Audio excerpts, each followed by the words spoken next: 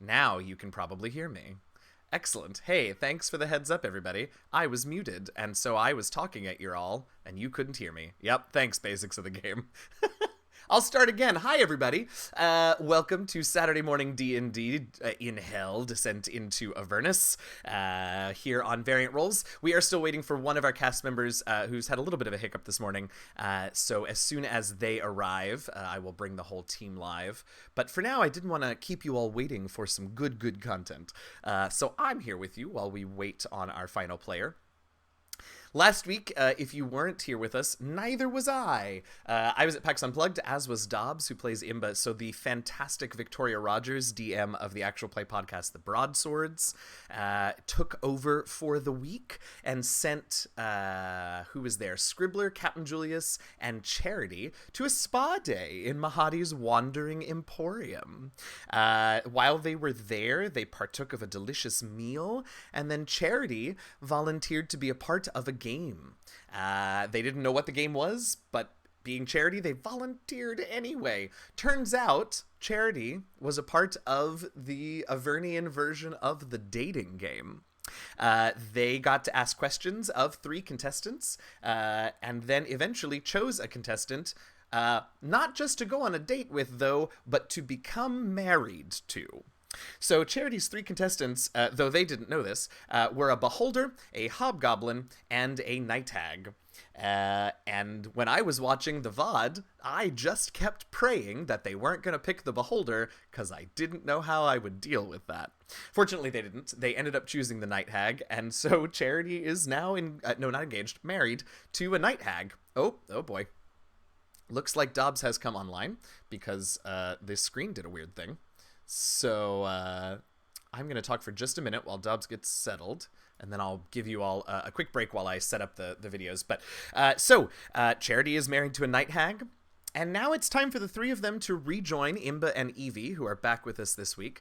But that means leaving the Wandering Emporium, and they have to pay for their services, which... Oops. There we go. Which hasn't happened yet, and I don't think they know what the cost is going to be, so I'm excited to find that out. What do you all think the cost of this meal should be? In the book, a meal at the Wandering Emporium costs a soul coin, but these friends of ours didn't sign any contracts before they began their meal, so we could tell them it costs anything. So toss your suggestions in chat if you would like. I am going to put us in the meantime. Hey, thanks for the bits, Falcon Wolf. We appreciate that. We'll be back in just a moment with our proper introduction. I'll introduce myself because I just realized I haven't done that yet. But in the meantime, toss in the chat if you've got suggestions for what their meal at the Wandering Emporium should cost. I'm going to set up our videos, and I will be back in just a couple of minutes. Thanks for hanging out. Don't go anywhere.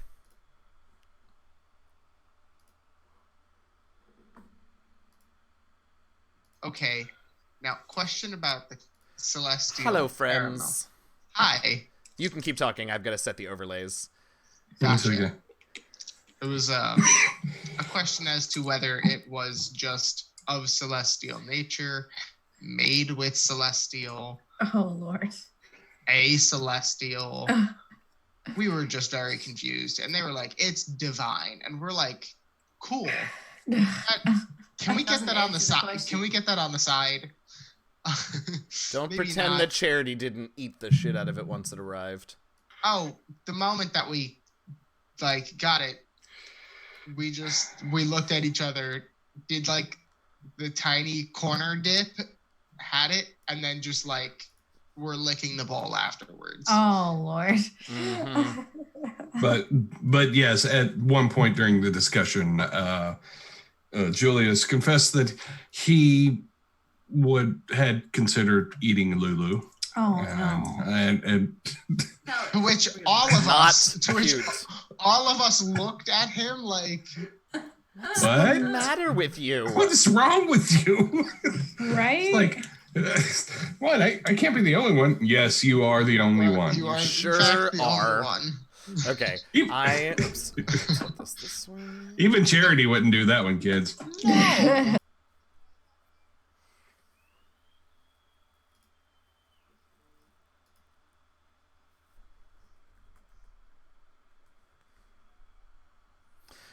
Okay. Oh, your monitor got turned off. Okay, you let me know when that's ready, and then I will send us live. Oh, you all can still hear me on Twitch, can't you? That's okay. We're almost ready, folks. Okay, we're gonna come live. Hey, get ready, everybody. You're gonna see our faces in 5, 4, 3, 2, and 1. Hey, everybody. Oh, that didn't work. There, yes, it did. I counted down and everything. Y'all, it is a morning. Hey, everybody. Oh boy. The whole team almost is here. Welcome once again to Saturday Morning D&D in Hell here on Variant Rolls. Now for a proper introduction. You guys got a little bit of me before, but my name's Eugenio, also known as your friendly neighborhood dungeon master, DM Jazzy Hands. You can find me on the Twitters at DM Jazzy Hands, and I am thrilled to bring you this fun little crew as we continue our trek through Avernus. I gave you all a quick rundown already of what happened last week when Alex and Dobbs and I were away. It seems the rest of our players went into Mahadi's Wandering Emporium, had some dinner, and got married. Fun times. Well, that wasn't the whole party. I mean, I did kind of implicate that, yes, we are all a thing to try and dissuade this person. Yep, yeah, I did. But, oh boy, is it not working. Didn't work. Yeah. So Charity's married to a night hag. Actually, Scribbler, you never did eat or drink anything, did you? Nope. So 2 of you are in debt for a meal. And hey, thanks for the host. My name's Art. Appreciate you. So 2 of them are in debt for a meal. Scribbler is really just wanting to get out. And we are ready to try and figure out how we're going to get them out of there so that they can continue their quest for Bell's rods. You have how many so far? 2, 3? 3, I think. I think you've got 3. 3. Great. Yeah, They've got 3. 3. They are short 6. They had arrived at the Pit of Shumrath, where Mephistopheles, or a representative of Mephistopheles, sent them to do a little something for him in exchange for a rod later once they've completed their task. But I'm getting ahead of myself. We should introduce our players and characters before we get too far into this. So let's go around. Let us know who you are, where we can find you on the internet, who you play, and that's all, because this is the intro, not the outro. Let's start with Mike. Hiya. Oh boy, starting off strong. My name's Mike. I use he, him pronouns. You can find me on the interwebs at Enzo Michael on Twitter or Mike What the Hell on Instagram. I do various things. I will be playing Charity. They use they, them pronouns. And oh, Boise, are we in for a time? Yes, we are. Fantastic. Let's go around to Dobbs. Hi, I'm Dobbs. I also go by Dobbsmosis. You can find me just about anywhere under that. I play Imba, also known as Chaos Granny. Yes, we love a Chaos Granny. That's about it for me, I think. And if you hear some noises in the background, I apologize. My cats are rioting outside my door. So... Love a rioting cat. Actually, the blooper for my podcast last week was a cat just absolutely freaking the fuck out in the background of our recording. Really good. Continuing the circle clockwise to Jeremiah. Oh, greetings and salutations. I am Jeremiah. I play Scribbler. We both use he, him pronouns, and things are going just about how you would expect. That sounds about right. Last but certainly not least this week, Alex. Hello, I'm Alex. You can find me on the internet at AlexCatu. I go by she, her pronouns, as does my character Evie. I am looking forward to finding out what has been done to this party and how we're going to get out of it. So am I. Done to? Done with, done by. Done by. You know, I just realized Julius dined and dashed me. He stuck me with the bill. I think that might be true. We'll deal with that in a moment. Actually. Speaking of Julius, Wally is not going to be with us this morning, unfortunately. He had some personal stuff that he needed to deal with, but normally we have a fifth player. Wally uses he, him pronouns, plays Captain Julius, a tiefling rogue, also he, him pronouns. You can find Wally on the interwebs, on Twitter at WallE132, so check him out. We will miss him and Julius this week, but there you have it. All right. So let me see if I can do an actual chronological, very brief recap.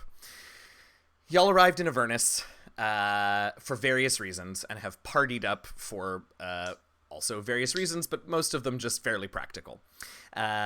Charity's patron, who happens to be Bell, the former ruler of Avernus. Hey, thanks for the bits again, Falco. We'll appreciate you. Charity... Their patron is Bell, the former ruler of Avernus, and tasked Charity, and by extension, their party, with collecting 5 adamantine rods that have been scattered across the Avernian wastes for reasons that Bell didn't feel the need to reveal to them. And so that is what they have been doing. They have retrieved 3 of them so far, and we're on their way to completing a favor for the archdevil Mephistopheles, who rules the 8th level of Hell, Cania, in exchange for a rod, when they were interrupted by Mahadi's wandering emporium. Mahadi travels in a caravan with this spectacular spa and restaurant and shops area that is a little taste of the material plane and of an enjoyable time in the blasted hellscape that is Avernus. So Scribbler, Charity, and Julius went into the Wandering Emporium, had a lovely meal. As I said, Charity played the dating game, which turned into the marriage game, and came out with a night hag wife. Unfortunately, Imba and Evie were, well, fortunately, unfortunately, yet to see. But they were not present for this whole little scenario. That's, I think, where we are now. The only other thing I should mention, because if I don't mention it, I will forget that she is there. They are also accompanied by a Hollyphant who has lost her memory, a celestial golden mini elephant with wings, named Lulu, who was once a companion of Zariel, the ruler of Avernus. But Lulu has lost some of her memories and is slowly getting them back bit by bit, but at the moment still is rather confused about what's happening. Other than that, she was a companion of Zariel, and she wants to help the party retrieve these rods for some reason that she can't quite remember.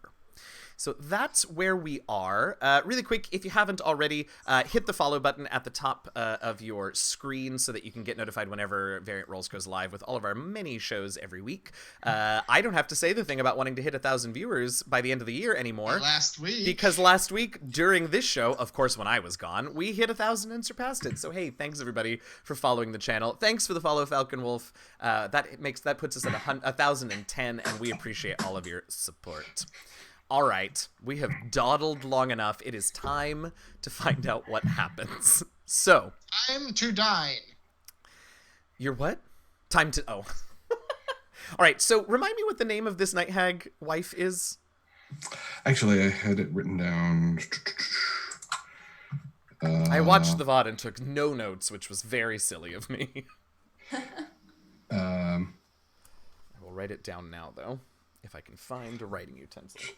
Layla Atulu. Layla, that's right. Love it. Okay. Whoops.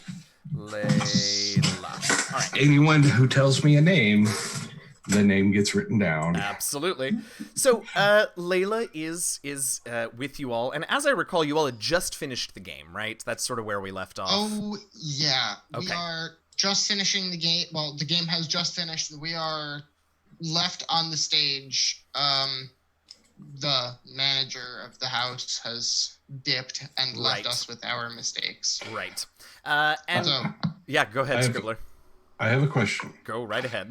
I may or may not be able to answer it. So, we were told that her name is Layla Atula. I did not succeed in my test to make her tell me her true name. But I should be able to tell if that is her true name. Sure. It is... Interesting. I don't think that it is, no. Okay, I didn't think it was, but I No. thought I'd check. I don't think that it is. Yeah, if it was, if she wasn't a fiend, maybe, but I don't think so. Yeah. So yes, Charity. I'm just so I had just gotten done trying to quell Captain Julius's little scene that he was trying to make to try and dissuade this night hag. Julius was doing an awful good job of making it look like we were partners. Why don't you? Oh, right. Oh, right, dice. Yeah. I Not a need great that job. for this game. You do. While you retrieve those, hey Scribbler, do me a favor and just roll Yes. a d20 for me. This is a roll for Julius, but I don't want to be responsible for it. So. Oh dear. Oh no. How bad is it? I rolled a natural 1. Oh no. And Ooh. Julius does not appear to have inspiration. Okay, so I was gonna make this way simpler and have Julius sneak off, but Julius ain't sneaking nowhere, so that's fine. Julius tries to dine and dash and sneak off and just falls on his face. Onto a waiter who's carrying some plates and just makes a very loud ruckus. So, in the ruckus, Mahadi shows back up with the three of you and sort of looks down at whatever Julius is doing and just shakes his head. And looks to Charity and Scribbler and Layla and says, well, what an exciting time you've had with us here in the Wandering Emporium. Charity, I thank you for participating in our little game. Of course. Can I get that certificate, please? Certificate? Which certificate is Yes. The marriage certificate. The one that I Oh. signed. All in good. You signed a marriage certificate? That's me asking. Apparently, I signed up.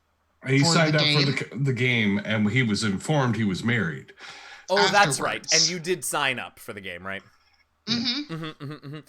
Yes, so Mahadi says, oh, no, nothing so formal as the marriage certificate. I just have these. And he snaps and holds out his hand, and there are two silver rings in his hand. And he says, now, you two lovebirds, come here. I will grab them both. Point of order. Yes? This is Scribbler in character saying. Yeah, this. absolutely. Point of order. Yes. He just Actually- smiles broadly. Marriage is a contract That it is. that has terms. That it does. As I am, as far as I know, the only lawyer present, I would prefer to see the terms of said contract. The Wizarding School of Solicitation. And Azoria Senate, man. that's Azoria right. Senate. That's right. And he looks momentarily a little put out, but he nods and snaps his fingers and pulls out and so appears in his hand a scroll, which he hands to you. And it's fairly brief. It's just the terms of signing up for the dating game. Excuse me. And the contract has some stuff about participation in the game itself and how you can't opt out once the game has started, blah, blah, blah, blah. The part about the marriage at the bottom, though, mentions that the winner of the game and the contestant shall be married. The marriage entitles them to all benefits, customary benefits of marriage as performed by clerics of goodly and otherwise clerics. It also let's see, what else does it? I think that might be it. I think it might be. Yeah. I don't know. Is there anything in particular you were looking for? Loopholes. Right. It's fairly iron. I mean, it's fairly, because it's so simple. It's fairly ironclad in that Charity must marry Layla. But beyond that, like what that actually means and how long that has to be true for, and et cetera, is not really laid out. So I'm guessing this may be a religion check. Yeah. So there are several religions that recognize that marriages are not actually consummated, are annulled. Sure. I'm going to see if I can figure out one of those religions and suggest that this will be made by the standards of that religion as per the contract. Sure. Go ahead and make an intelligence religion check. I'm just watching Mike's face here. Did I mention I have a charity belt? Okay. 23. So there isn't because the terms are so sort of like sparse, there isn't a specific religion listed. So the argument could probably be made that your idea would work. The only trick there is that you probably would need some sort of either evidence that either Layla or Charity was a part of the religion that has those particular tenets, or a representative of that religion to sort of perform a version of marriage rites. Okay. It appears that this requirement does require that it follow along the precepts of a goodly religion. Do you have the priest on hand? I think Mahadi says, "Oh, I will be performing the ceremony. I was ordained online at the Universalist Church of whatever it's called." No. As my client would request the religion of blah be the order Blase. The order of Blase. Right. The order of whatever it is, right. Yeah. There's several to choose from, so I think Layla speaks up at this particular part, and she says, well, I can't say that I'm a member of that particular religion, but might I have a word with my betrothed and their solicitor? And Mahadi nods and says, of course you may. And so she pulls the two of you aside and says, a brilliant move, wizard. It had just so happens that where I come from, the particulars of marriage are equally specific and helpful, though perhaps in a less goodly way. But as a adherent to the faith of my home, I think I might qualify for your idea. If you'll trust me for a moment. Insight check? Absolutely. I'll get a piece of that action myself. Absolutely. Oh no. How'd you do, Charity? I rolled a 7. Let me see what my bonuses are. Okay. Because I forgot to pull up my character sheet. That's okay. While you do that, we're playing D&D. Why would I ever need that? While my you do insight, that, I got a 17. Mm-hmm. I should probably roll. 15. I have a +8. I just remembered. She seems to be on the up and up in terms of like wanting to get the specifics of this marriage sort of eased up. She doesn't seem the most thrilled to be married to someone that she just met either, but she definitely has other ideas as well. But in terms of like, is she trying to get y'all out of this marriage? Yeah. Okay. So she just sort of looks to you two as she says, if you'll trust me. Well, trust as far is as I maybe can a throw strong... him. All right. If you'll let me do it. I will certainly not object to your attempts. Perfect. Betrothed, are you on board? I leave it to you. Fantastic. Off we go. And she sort of drags you all back to Mahadi, and she says, fantastic. I will be, as a particular adherent to my religion, I will be adding just a few terms to the contract, as is my right, as the one of the betrothed. And she snaps her fingers, and a little, like, piece of parchment sort of attaches itself to the side of the contract like a rider. And Mahadi looks it over. And he sort of smiles and he nods and says, "This will be acceptable." Might I see this? Sure. So As you have one of the betrothed. yes. Layla sort of is like, but Mahadi shows it to you, and the addendum says that basically that a certain act of consummation, and it is worded that way that that makes you think like might be a particularly unpleasant act, must be performed within 6 months of the marriage, or the marriage will be annulled. So I'm going to make an amendment to that. Of course you may, as an adherent to what religion? The religion of charity. It's not one I recognize, says Mahadi. And I have seen much. Well, prepare for something new. I'm so prepared. I'll write in a hand-binding ritual must be performed as consummation. Okay.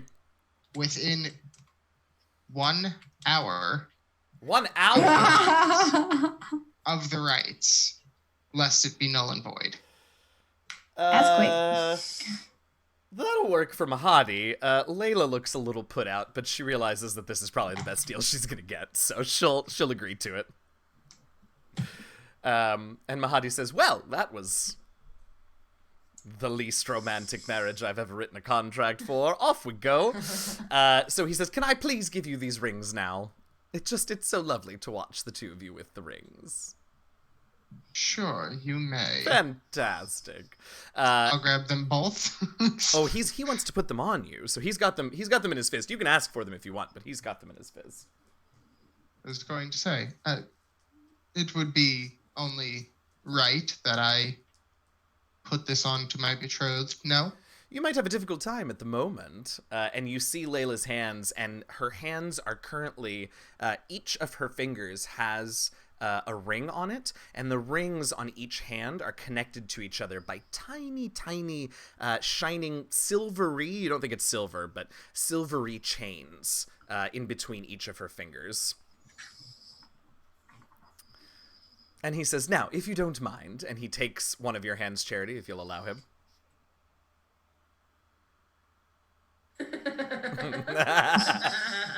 I put out my right hand. Fantastic. He sort of says, religion of charity. Takes one of the rings and slides it on your ring finger. And he nods and holds that hand in one hand while he reaches out for Layla's hand. And as her hand touches his hand, the rings on both hands of hers disappear. And he nods and says, well, I suppose you've worked off your debt. And he slides the second ring onto her ring finger. And you feel, Charity, you feel a bit of a charge, a bit of an electricity spark between the two of you as the ring slides on her finger.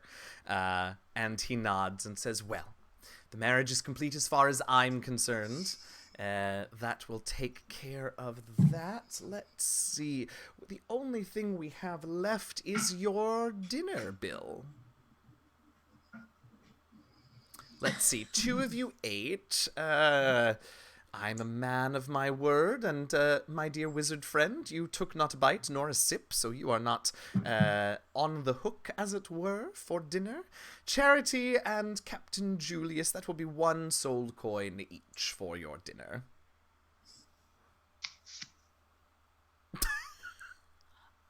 One moment, please. That is correct, Evie. That is correct. I'll get to you two in a minute, I promise. We left our coin purse with a friend. I promise you we are good for it. Did you?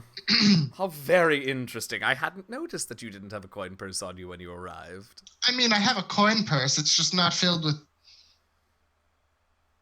coins of soul. Well, as per the agreement that you agreed to when you walked through my doors, you've got 1 hour to pay. Of course, you can't leave until you've done so, but as Scribbler is off the hook for any charges... I grab him by his damn robes and I'm like, fly, you fool! So, yes, I will cast fly on him. That actually won't help. Yeah. Like, I see you start to... No, that's not going to help. Save your spell slot. That's not going to help. I'll be right back. And just walk out the flap, the opening flap to the tent or whatever. Yes. It's been a pleasure, Scribbler. And out you go. I look over at Julius, who's just like lying there on the floor. Oh, yeah, with he a never- platter over his head. Yep, never got up. For sure. So I'm going back out to the entrance because that's where we left Evie and Dobbs and Lulu. Speaking of Evie and Imba over there, what if... So you two, you got to the pit of... I do it all the time, too. Evie and Imba, you got to the pit of Shumrath, and the five of you were there, and you looked over and you saw that great lake of goo at the bottom of the chasm, and the river Styx flowing into it, and there's that strange crane that's dipping something that you can just barely see in and out of the goo. And you two were just... Imba, you were fascinated by the mechanics of the crane, and Evie, it's... I don't know, you were fascinated by... Gooey. I'm just not gonna leave. I'm not gonna leave Ember out here on her own. Absolutely. And the two of you turned around to begin hatching a plan to do, to get to that part of the River Styx that you're supposed to dam up. And the rest of your party was gone. So what have you been up to for the last few hours? Dare I ask? I think a soul coin kind of hits the dirt of Avernus, and you can see Evie has got like a handful of them, and just juggling is hard. Yes. Gets up and starts trying again. Yes. Juggle soul coins. Oh my god, make me a dexterity sleight of hand check, please. Okie dokie. Yes, I yes, don't yes. think I'm good at those. I love everything I'm about okay it. At those. Your dex is decent, as I recall. 12. Okay, how many were you trying to juggle? Just 3. Okay. I've only got 3 on me. I No, mean, I've got you 4 get on them me. going for a little while. It's not great, but you get them going for a little while. Dobbs, what have you been up?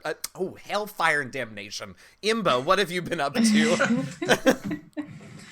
Well, she's definitely trying to investigate the crane, but like while Evie's juggling, she's like, "Oh, you'll get the hang of it, honey." Yeah, so if you go over to the crane, you can see a couple of things that you, from the distance where you were, couldn't really make out. So the crane is dangling what looks like a bent iron cage that contains, as you get a little closer, you realize contains a hairless, green-skinned humanoid that appears to be wearing some sort of shackles on its ankles. And basically what the crane is doing is it dips the cage down into the goo at the bottom of the chasm, and then leaves it down there for about a minute, and then hoists it back up, and it just keeps doing this over and over and over. And as you That somewhere doesn't in seem hell, pleasant. right? Yes, let's do remember, despite last week, that you are all, in fact, still in Avernus. What was that, Imba? That doesn't look pleasant. It sure does not. You're still a little ways from the crane, but you can see that there's no one manning the crane, that somehow this is sort of either magical or someone has discovered the secrets of perpetual motion or something. Would you like to investigate further, or is that enough for you? I'm pretty curious about that fella. Yeah, you are. So Yeah, you are. I will try to investigate further. Okay, as you get a little bit closer, say within, 120 feet, you hear a voice in your head. And the voice just sounds exhausted and weirdly sort of like coughs and sputters and burbles a little bit as the voice says, "Oh, get me out of here." Hello? Yes, hello, get me out of here, please. Okay, no offense, but this is kind of hell, so what exactly did you do to end up in there, buddy? The voice says, "You think you're in hell?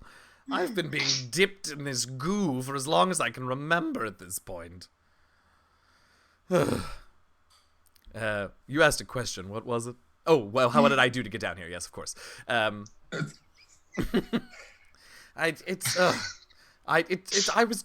needed cash flow, and I might have taken a few coins that weren't mine, and the person who they used to belong to might have noticed.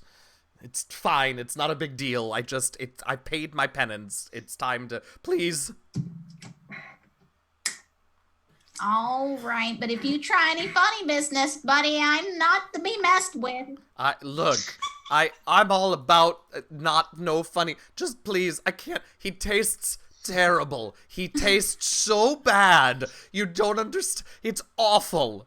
It's like, well, I don't want to tell you because it'll make you sick to your. It's all. Please get me out. All right. You slipped a he in there. Yeah. I want to clarify. We're not here to see this, but I want it clarified for the audience and other people who are. He did say the word, he tastes awful, right? I did, yes. Okay. I did. Making sure that was understood and not a flub or something. Yeah. Okay. Yeah. She? Yeah, Shumrath tastes absolutely vile. Wait. Oh. So yeah, the map did yell that at us. The map did in fact yell that I at us. adore all of you, but this is Imba's turn. Sorry. So Imba points down to the goo. It's like, that's Shumrath? Yes, and my god, he tastes terrible. Imba, make me a wisdom perception check, would you? Sure. Let's see. Oh, you know what? I will actually, I don't remember your... If your intelligence is better, you can add intelligence instead of wisdom to this one, actually. Oh, yes. My intelligence is better than my wisdom. So add that instead of your wisdom. Okay. So that will be a whopping 13. Okay. That's enough to notice that while your telepathic conversation has been going on with this thing in the cage, there's been this sort of underlying rumble, telepathic rumble in your head the whole time. And as you focus a little more carefully on the rumble, you realize that it does in fact seem to be coming from the pit, and it just sort of seems to be the same refrain over and over in a sort of burbling voice, and you can't make out all the words, but what you do hear over and over is simply, "I'll get my revenge. Fucking Bell."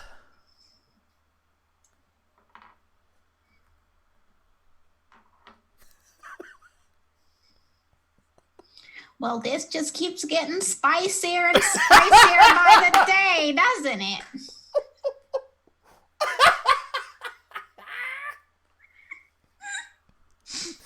Can I just say, and this is 100% true, I have switched up and, modified whatever parts of the adventure as necessary, particularly since we started in hell and just skipped the first 2 chapters. I didn't actually realize until I got into it how significant the fact that Charity's patron was Belle was going to be. And a lot of this shit is in the book. I'm not adding Belle to things. Anyway, all right, so yeah, Imba, that's what you hear in your brain. All right. I'm still gonna be like, might as well. And thank goodness. if I look at the contraption, like, does there look like a way that I could get that humanoid? Why don't you make me... Yes, so you'll have to do probably a couple things. Why don't you make me an intelligence investigation check? Sure. 14. Yeah, so the first thing that you're gonna have to do is stop it from hoisting this creature up and down. Unfortunately, it does seem like it might be a magical thing, so your best bet is either, if you've got some way to, like, I don't know that you have 3rd level spells yet, so yeah, you can't dispel magic. Your best bet is just gonna be to, like, throw literally or otherwise, throw a wrench in the gears to keep it from going up and down.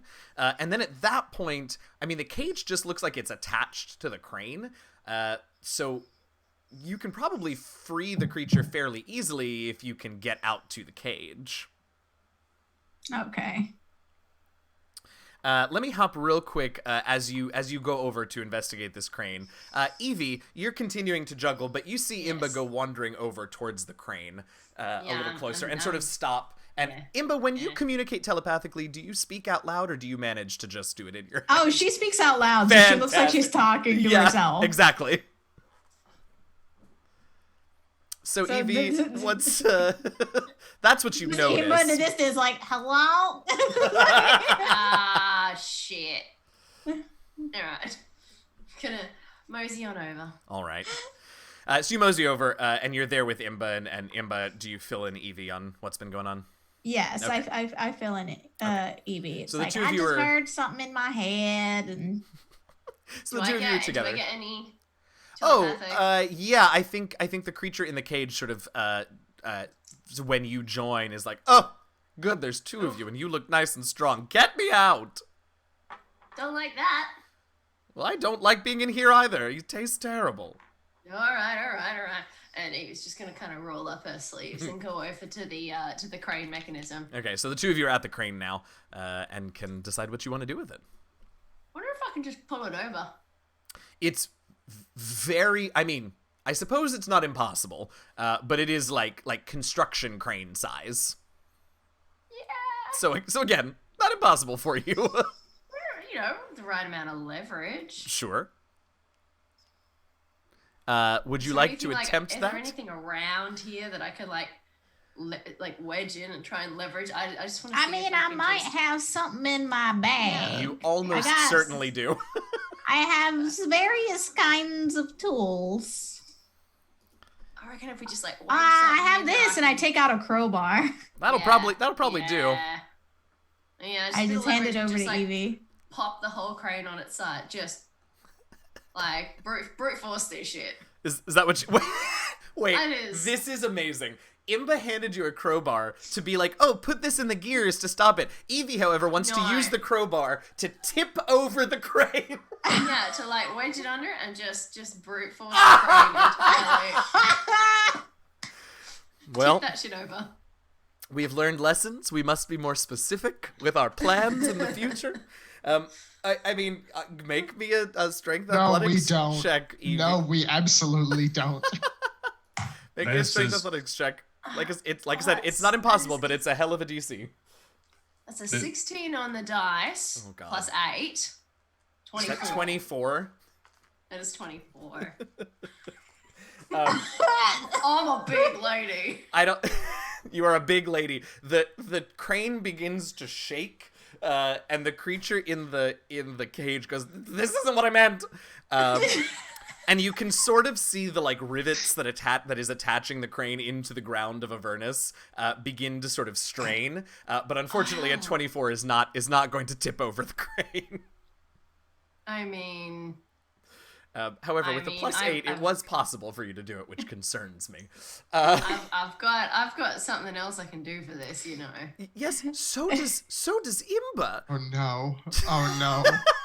Oh no.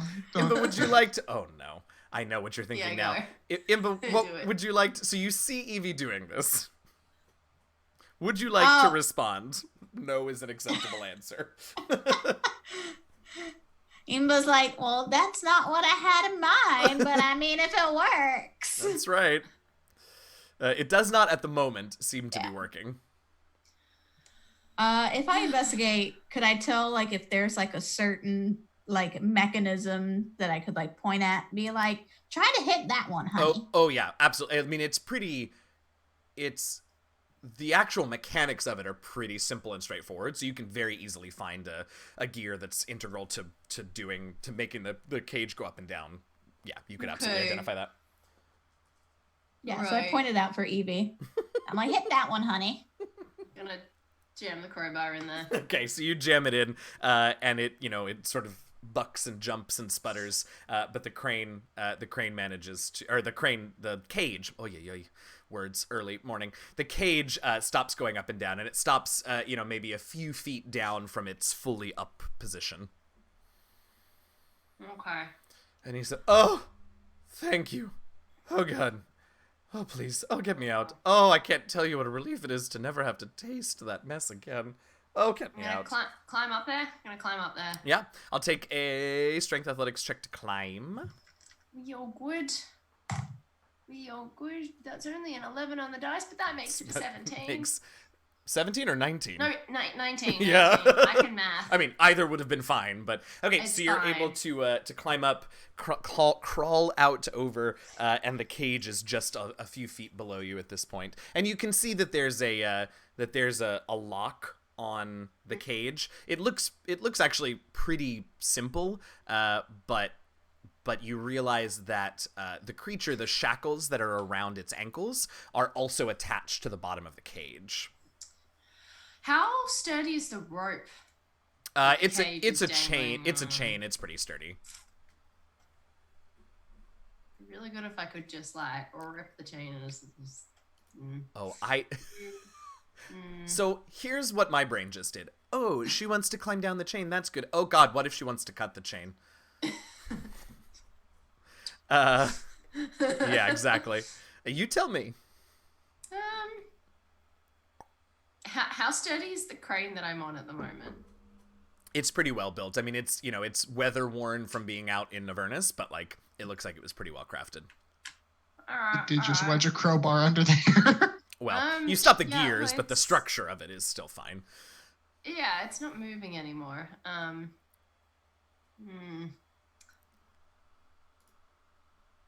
mean, I could definitely try and pick the lock, but I'm not gonna.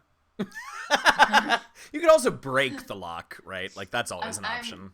I'm gonna center myself and think of giants that I trained with, and I'm gonna activate giant might. Oh my God. So I'm large. That was why I was asking about how sturdy the crane was. Yeah, it groans a little, but well-being. it holds you up, no problem. I am now size large. Yes. And I have advantage on strength checks. All of that's true. I'm gonna rip the lock off. Okay, great. Make me another strength athletics check. I just want to make a quick point that Scribbler's Please. not even here, and we've already done the Scribbler face palm. Amazing. Look at what we've done. Those are both not great, but they're both a 7. Is that so that's a plus 8 is a 15. Uh, Oh, that's actually 15. just enough for you. Just enough for you to break the lock. So you managed to tear the lock off, and the door swings in the river. open. Yeah, absolutely. You hear a sort of that other lower telepathic grumble. The two of you hear like a little. Worth it. And you hear that voice go, "What was that?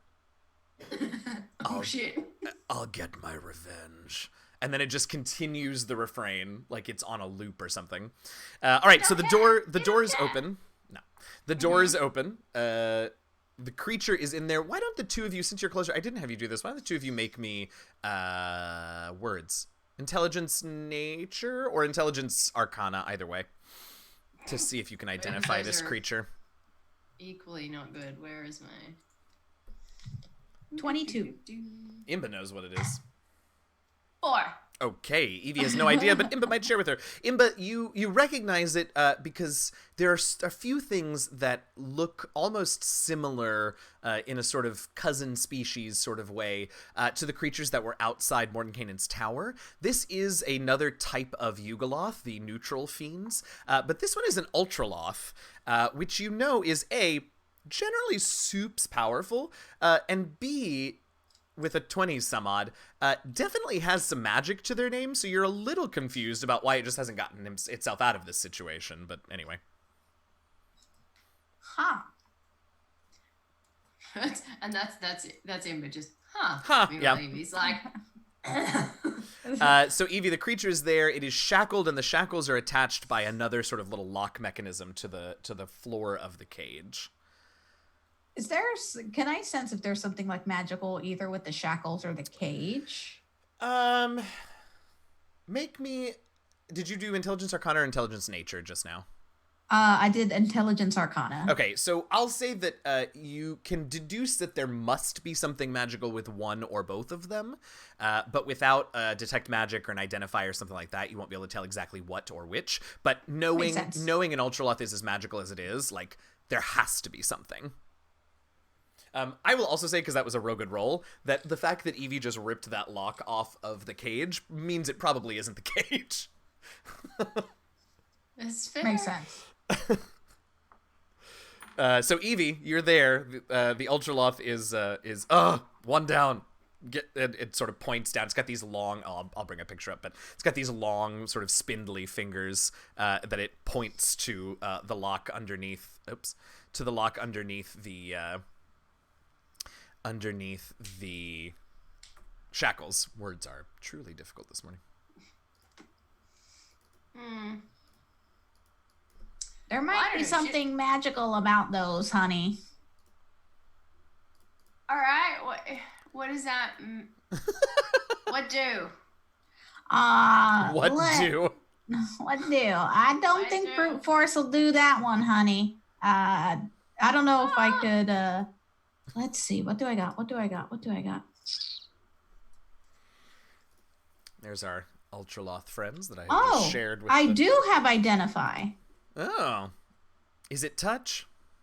Ooh, buddy. Yes. Okay. Okay. All I'm right. gonna climb down and I'm gonna bring him up. I actually have a quick question. How you wanted to do components? Because this one says I need a pearl worth 100 gold pieces. Yeah, I think and Jeremiah, correct me if I'm wrong, because I think you and I talked about this, but I think anything that requires a non-consumed component that's already on your spell list, you're 8th level now, like, you've got it with you, that's fine.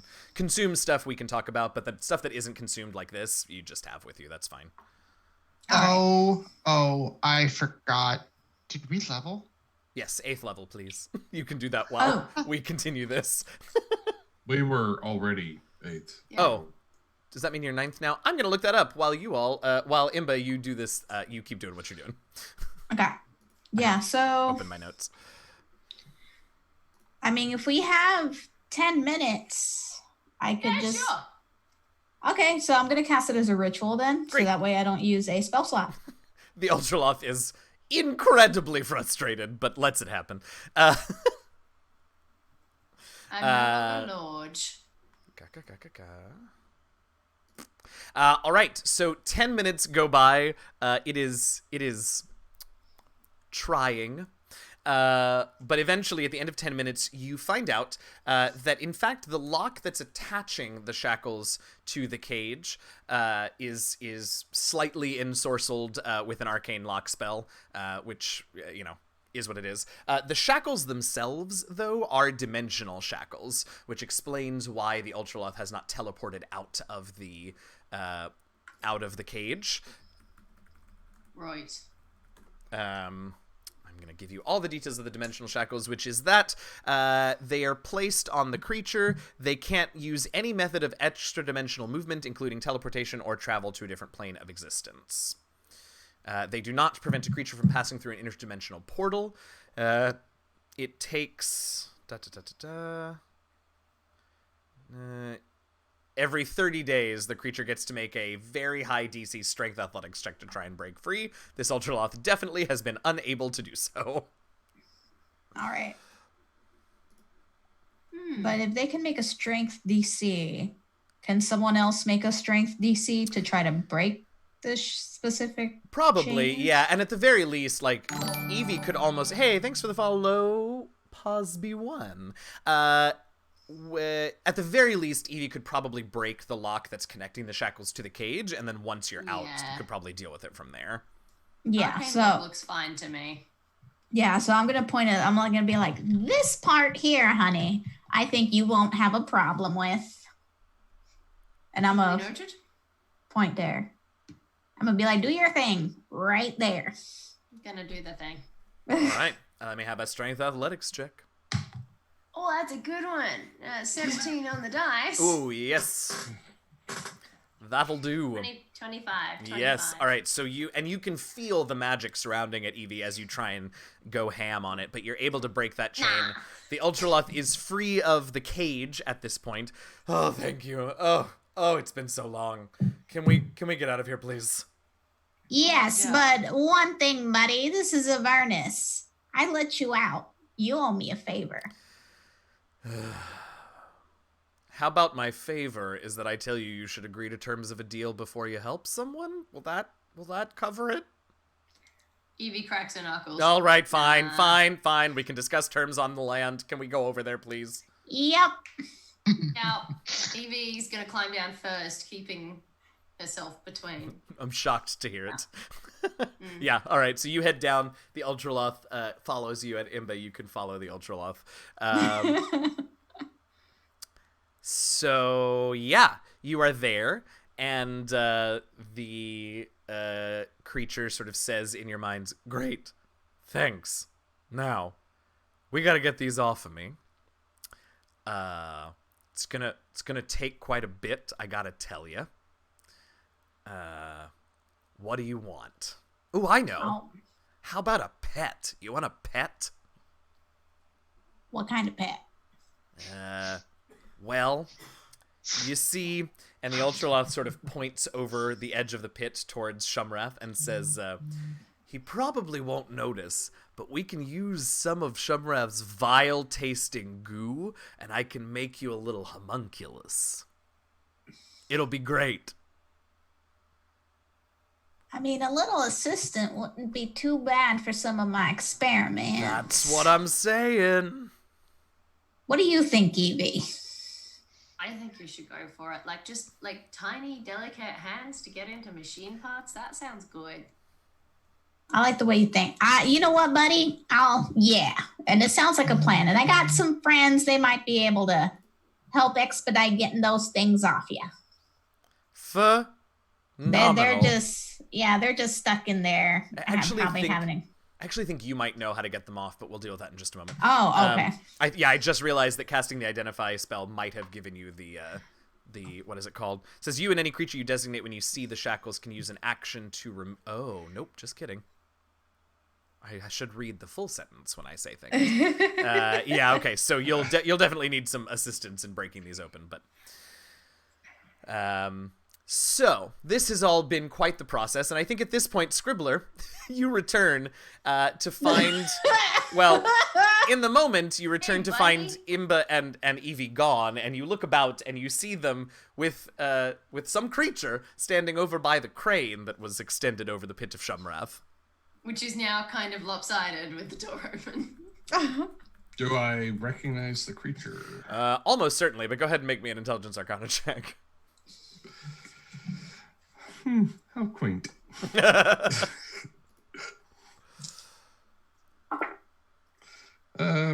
actually a relatively low roll for me. It's still a 20, but still. Yeah, for you. Yes, you do recognize it as an Ultraloth.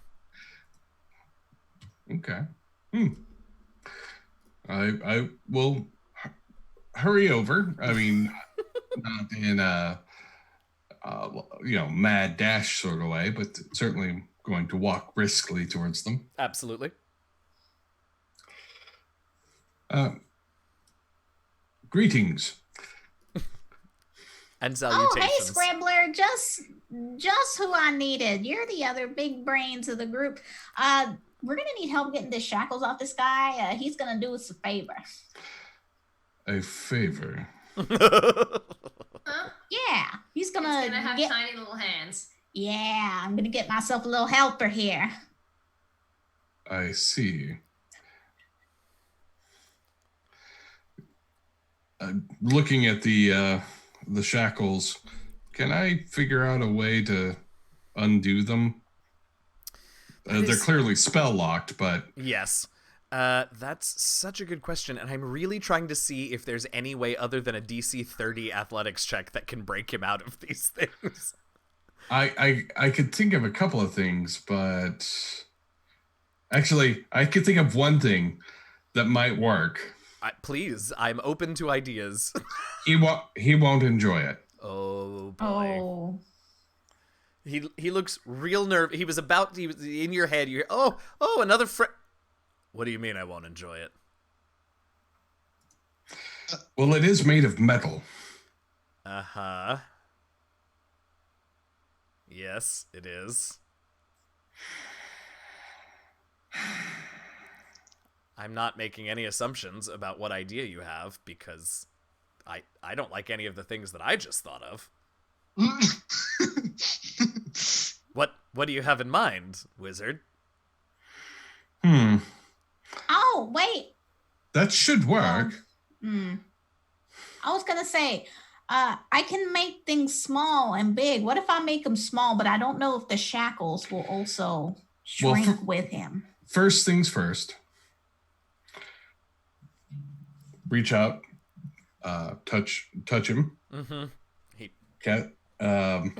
With my staff. Uh-huh. Remove curse. Oh, wouldn't that be nice? That'd be nice. I don't think that works. Well, I was hoping it would weaken the mystical binding to him. I see. As opposed, I didn't think it would break the locks. Uh-huh. I just was thinking it would actually just weaken the mystical element. Sure, I believe that. Sure, a little bit, yeah. Mm-hmm. And there you go. All right, everybody else, stand back. Oh God. Oh, this is what he's saying. Oh gods. Oh, a gods above and below. Oh, I'm not gonna like this, am I? Oh, this is gonna be terrible. Pigs. Shatter Imba at only fourth. takes one step back and puts her goggles on so she can see what's going on. A small step back. Oh, Yeah. Fuck. Oh, I'm gonna hate this. Oh God, it's gonna hurt, isn't it? Oh, it's gonna hurt. Yeah. Shatter at fourth level. Ah! Oh, shit. All right.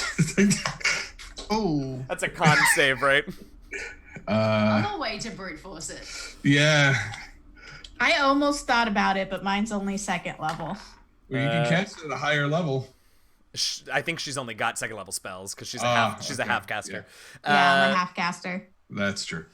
Oh goodness. Well, he got a 23 to save, so he'll only take half damage. Well, that's good. Yeah, sure. Oh, Boise. Oh, Boise. Yeah.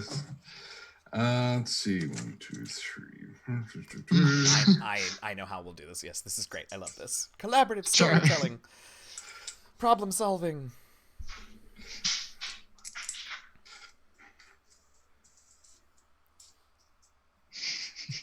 I love how Charity's just back there like, look, I you know I'm good for it. Like, it'll be fine. I promise you. Everything's gonna be fine.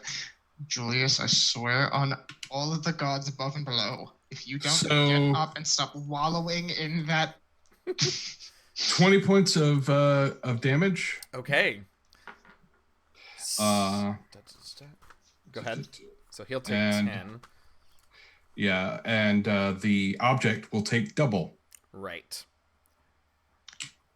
Or rather, it has disadvantage on saving throw. Well, I've never really understood how that works, so we'll say that it takes the damage. I don't think it has a con score with which to resist, so. You're right. Okay. So the Ultraloth sort of screams when you cast in your mind, and then sort of goes, oh, that actually wasn't as bad as I was expecting. But the shackles seem to have been quite shaken and cracked. Now, I'm going to say you can all make this check. Yeah, all three of you can make a wisdom perception check, please. 21. Excellent. Ooh, 18. All right. I rolled a 19, so great. Yeah. Perception, just out of curiosity. Sure. Yeah. So 21. Excellent. All right, so all three of you notice that the shackles, after the spell, are very clearly, like, they're a little duller. That you can see cracks and sort of dents and such all around the shackles. As you watch, though, slowly, so you've got a bit of time, but as you watch, the shackles, where they're dented and cracked, are beginning to sort of glow with a slightly brighter light, and you can see very slowly the damage that was done is beginning to repair itself, but you've got some time while they are weakened. I'm gonna try and just yank them open. As she reaches down, I go, Evangeline Flint, your fate is changed. Yes, that is wise. And she now has less effect on her. Excellent. And how long does the big last? Oh, the big's gone. Oh, the big is gone. Okay, so you don't have advantage, but you do have bless. I do have bless. Okay. Yes. So right Just want to now, let you guys know, I love that sentence. How How long long does does the big I hate you. last? I hate you. I hate you. Charity explodes. Bye. Lasts for more than Bye, 3 guys. hours. Love us. Charity explodes. I hate you. Love us. No, the best part of that is Aha. that's what he or she said. All right. Evie, what'd you get on your strength athletics check? 19 on the dice, so it's 27. Bloody Plus hell. 2, 29. That would have almost done it without the shatter, but it's good that you had the shatter because the DC was lowered because of it, so you do manage to break the shackles. Now, here's my question, and I'm going to try to not lead you on this at all. What are you... So they're just basically manacles, right? They look, in terms of the way they're constructed, are just basically manacles around the Ultraloth's ankles. What part of them are you breaking? How are you doing this? Like, what are you actually doing to the manacles? I think I'm gonna go for the chain in between them because I've only got 2 hands. Sure. So, like, if I went for one manacle, I'd still be left with one. So I'm gonna go for the chain in between. Okay, great. So you break the chain apart, and this is fantastic. Any answer that you gave was going to be hilarious, but this is great. So you you break them apart, and the Ultraloth is super relieved. You can see, and then he looks down and he sees sees the chain sort of glowing where it was broken by you and trying to Back reattach together? itself. And so he stands with his legs way far apart and just goes, "Oh no." And he sort of shuffles around with his legs far apart, and the chain can't reattach. But it's trying to. But it's trying to. So for the And I'm moment, sitting there like in the dirt.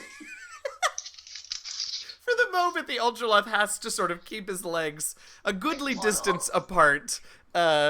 Amazing. So at The this Ultraloth's moment, gonna fall into a full split, and I'm just gonna cackle. yes, I will just be cackling. at this moment, the Ultraloth sighs and says, "All right, well, I guess it'll do," and he sort of tries to summon up some magic, and he says, "All right, it'll do for now. On to the homunculus." And we're going to cut back over to the Wandering Emporium, where Charity is still waiting and counting down the minutes to when the hour time limit expires. Layla is there. Which I'm, very grateful for, because in that time, no one's here to do that ritual for me. So my marriage will be null and void. One hopes. Of course, anyway. Yes, Layla is there. What? Actually, Layla has pulled you off to the side, Charity. Mm-hmm. And has been sort of just asking you questions, trying to get to know you a little better. I just give her the like I'm trying to listen, but definitely not. I'm just like keeping an eye on on my wrist. She's definitely asking you, what are you doing here? What are your goal? What are you trying to do? And she's Running around with a band of idiots. What am I trying to do? To Run what around end? with a band of idiots. Okay. I'm writing songs about one of the idiots. He's laying there on the floor, covered in "Stop licking the celestial drizzle off your head." And I'll just pick him up and just sit him up. Okay. She says, "Well, the band of idiots that you're with, That wizard seemed fairly capable. Not totally convinced about this one, but you seem capable as well. Are your other friends as able as you? I mean, no one's as able as me. Well, that remains to be seen, doesn't it? Look, this isn't ideal for either of us, but I have to thank you. This little game was the end of my working off my debt to Mahadi. So it's not the most ideal of situations, but I rather like you, and I appreciate being free of this place, and I don't think there's any reason to rush to annulment. I think we might be able to help each other. How so? Well, you clearly have your own designs on what you'd like to do here in Avernus. I imagine your friends, who didn't strike me as the fiendish sort, are likely trying to get out. We can work together. I would love to make it out of this plane myself. I've been here for quite some time. Perhaps we can not be at cross purposes? Tell me more about what it is that you're here for. What are you doing? You, I mean, not your friends. What do you want, Charity? I want to be left alone for a time. Well, I could certainly arrange that, but that seems a rather Oh, no. mundane goal. Not by anyone's means, but my own. I'm simply offering to help you. No ulterior motive. Oh, no, I'm sure. Thank you, and I appreciate it, but I have so much help. As you wish. I could have been very Now- useful to you, but that's all right. In what terms? Well, we certainly there's can't discuss always it if you won't terms. tell me what it is that you want in this world. We're married. We might as well have a little trust, don't you think? We're not married yet. Certainly we are. It's a matter of whether or not the marriage lasts. Well, But this ring says that currently we are, in fact, married. what I want you can't give. Oh, you'd be surprised, but as you wish. Trust that you cannot. Well, how about But- this? Go on. I know that you were here not by your own terms. I mean, by your own unspecific terms, because you wound up in debt working here. I mean, I'm hoping to not wind up in the same footholes that you wound up in as well. Would be rather ironic, But- wouldn't it? What brought you would- here in the first place? Why don't we start with that? That's an easy enough question. I grab him by the head and I prestidigitate him to get him to stop licking himself. Oh, Julius, sure, yeah, he's done with that. I'm like, this one did. So she turns to Julius then and says, "Well, excellent. What brought you here? Tell me, what does your friend Charity really want in this world?" Now, it's Julius, and history has shown that Julius isn't the most tactful of the group. So why he's not. Charity, why don't you roll me a d20? Uh-oh. This is again for Julius, and I don't want responsibility for this roll, so you do it. You know? Yes. I've got Julius's character sheet. It was a 20, and then it... Oh, no. Now it's an 8. Mm-hmm. All right, let's see. Oh, shockingly, Julius's wisdom is not awesome. And does What? not have proficiency in insight. So, Julius says, let's see, he's not going to totally give up everything, but I think he will say, oh, we're looking for Ball's rods. Oh. You can disagree with me if you think Julius would say that, but I feel like Julius is a bit of a blurter. That's along the lines. Yeah, it's on brand. Yeah. It is. Yeah. If it could be made to sound like a brag, then yeah, Yes, absolutely. that's exactly what he'd say. We're looking for balls rods. And Layla's eyes sort of And light there was up. definitely a sexual innuendo undertone to that. For sure. Layla's eyes Absolutely. light up, and she says, "Oh, really? And why are you looking for those, my spouse?"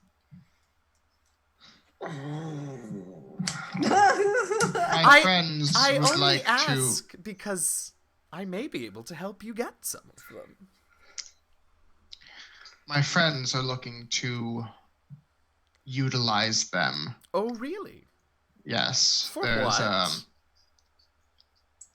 There's a city Yes. has begun to fall. Uh-huh.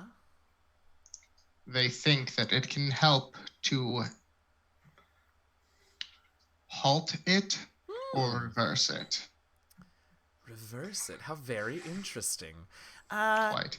And why do you want to find them then? You said your friends want to help the city. Why are you along for the ride? I'd like to help my friends. Oh, Charity. It does make for a good story, does it not? It does. And I don't know you well yet. But I just don't think you strike me as the purely altruistic sort. No offense, of course. I certainly am not. No, of course. I told them a favor for a favor. They helped me. I helped them. Oh, fantastic. And what are you going to be helping them with? This, Oh, right. What are they going to be helping you with? There we go. a task to be determined when I feel like it. Perhaps they're not as capable as I thought if they entered into such an open-ended deal with you. Well, You have a rod of the pack keeper, right, Charity? mhm. Could I ask a quick question, Charity? You have? Could I ask another? Oh, damn it! Who gave you that lovely rod you wear? Well, my parents. Oh, I heard it. I'm gonna stick with it though. I heard it as it was happening, and there was no taking it back. So my question stands. My parents? No. Not that one, dear. I am involved with a member of Hell here. Really? Yes, and I'm gonna make a quick roll for her. what of it?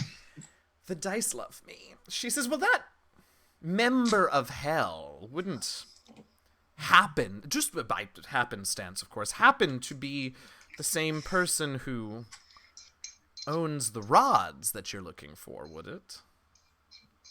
I mean, what would have drawn you to that conclusion?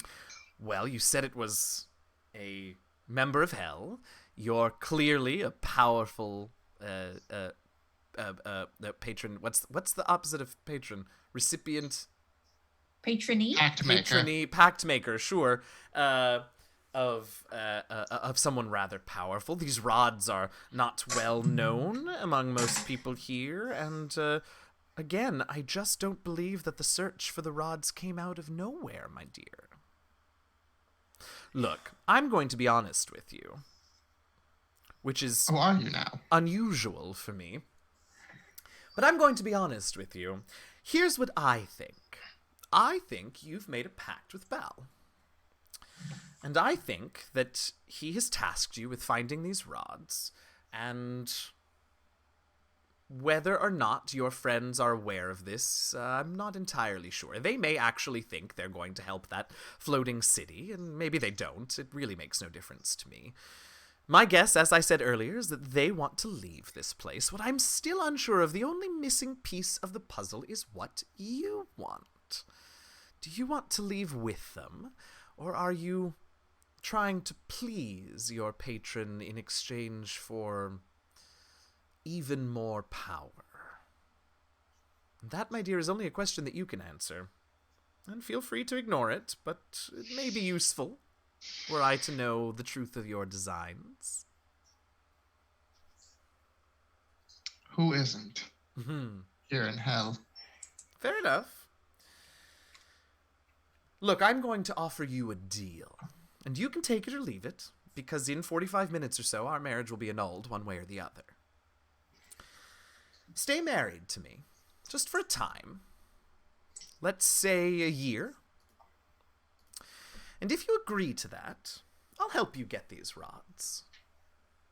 I'll help your friends do whatever it is they think they're going to do with the city.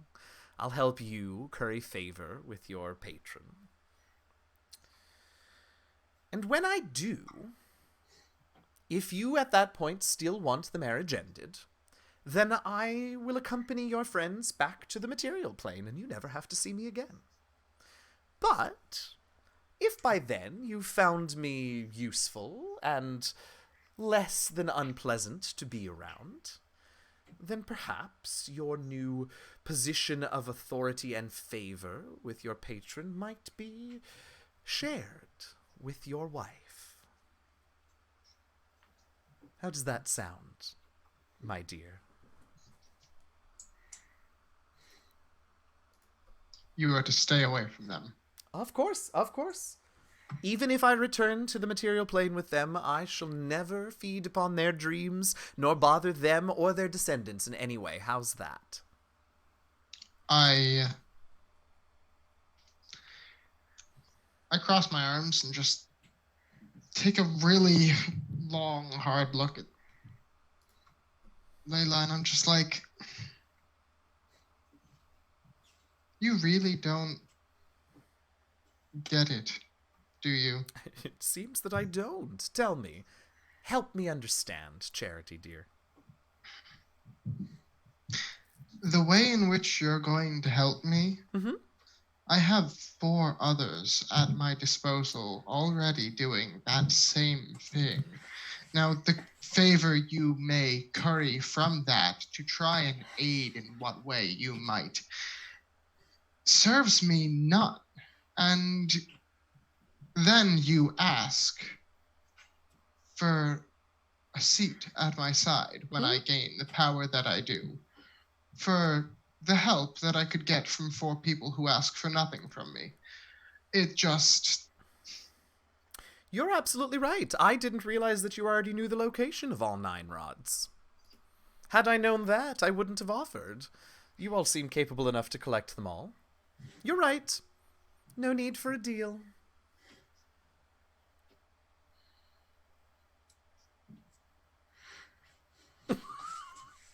She smiles grandly.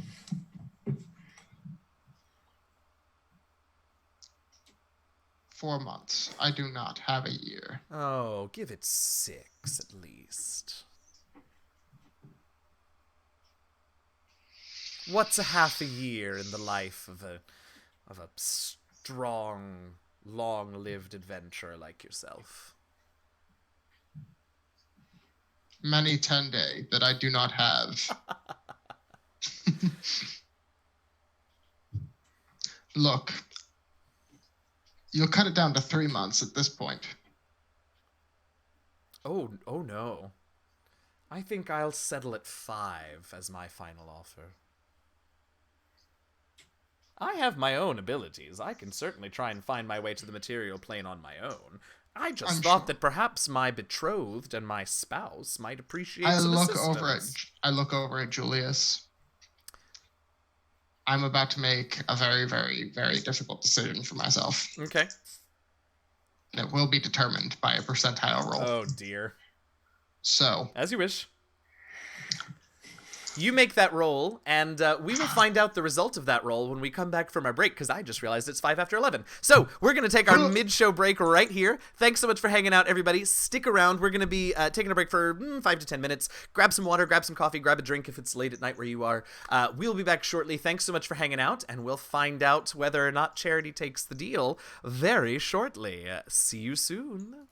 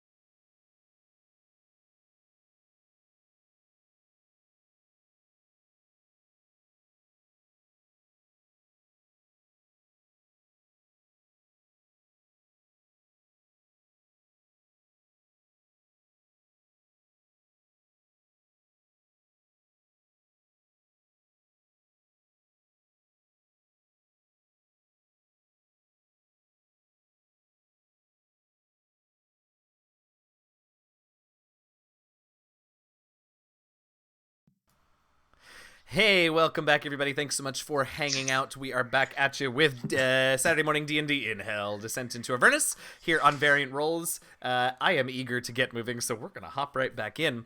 Charity has just decided that, Mike has just decided that he is going to roll to determine whether or not Charity decides to take the deal that their night hag wife has just proposed, which is that the hag will help them retrieve some of the rods that they're looking for in exchange for either passage into the material plane if Charity decides that they no longer wish to be married, or a place at Charity's side should Charity decide that Layla the hag is a useful spouse. Or maybe Charity falls in love. Who knows? Who's to say? Maybe Not they me. fall in love. That's right. But that's for the future. For right now, Charity, are you going to take Layla's deal? I just made 2 different percentile rolls. Oh, I missed the second one. We talked about the first one. I don't know what the second one is. I just did it again, just to shoot the dice. Sure. And it came out higher. Oh, okay. So you're definitely going to be taking the deal. Doing it. Yeah. All right. Layla smiles broadly and she says, "You won't regret it. Truly, you Don't won't." make me. Oh, you won't. Look, what's the worst that happens? I help you.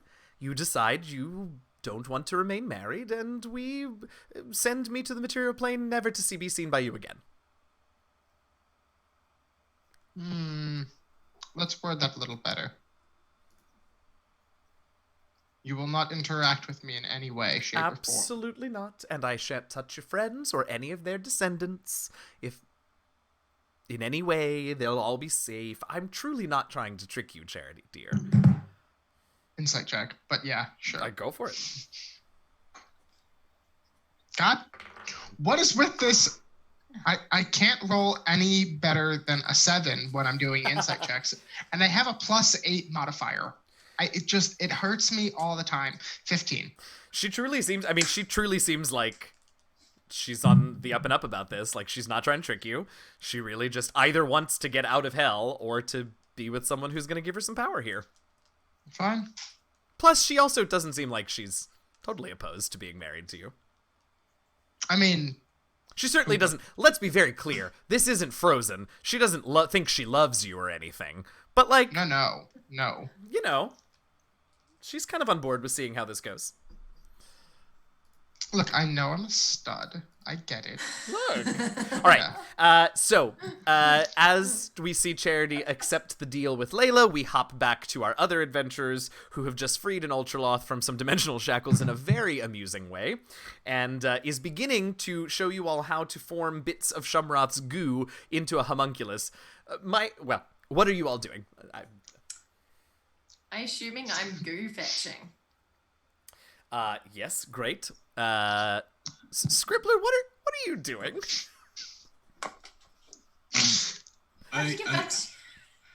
Evie. There we go. Yeah. We need 2 coins, please. Okay. Can you carry these? I can. Okie dokie. And she's just gonna flick, like double thumb flick 2 over to you. Oh. Okay. I don't enjoy the process of carrying 2 of them. Right. Yeah. But it's not gonna, yeah. It's not gonna kill me or anything. No, but, not at all. I'll be right back. And before I leave, I turn to the Ultraloth. What's your name?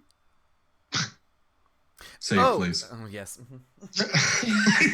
I was foolish, and I just moved away from that's not how you spell Ultraloth. Ultraloth. From the stat block, so hold on, let me pull it back up. Oh, I can't spell. There, I did spell it right the first time. Ultraloth. Here we go. All right, wisdom saving throw. Not a great bonus. That's a 5. The Ultraloth's name, and you hear it in your head, and after he speaks it, he looks a little confused as to why he was so honest with you, but he speaks his name, and his name is Elvarius. Ooh. How's that spelled, please? Elvarius. Elvarius. I love that. And then I might turn use that for to, another character. I'll be right back, and swiftly go back to the tent. All right. Blurp. Evie, oh my god, my brain just turned off for a moment. Did you see it happen? We heard it. Whoa. Blurp. Nice. Evie goes to collect some goo for the homunculus. That's the sound you make when you reset. Yeah. Like the computer restart sound. Whoa. That's Imba, what dialogue. are you doing anything that we should be aware of while Evie collects the goo? Oh, and... she is absolutely patiently waiting for this homunculus. What's it gonna look like? Oh, Like yeah. she's like, yeah, let me get a. Oh, I'm so excited for my new helper having a new pair of hands. Oh my God, Absolutely. I can make twice as many of these little bombs. I mean gadgets. I mean gadgets. Yeah, All right, fantastic. We'll get back to you momentarily. Scribbler, you come back into the Emporium, 2 soul coins in tow. Mahadi claps his hands and says, "Lovely!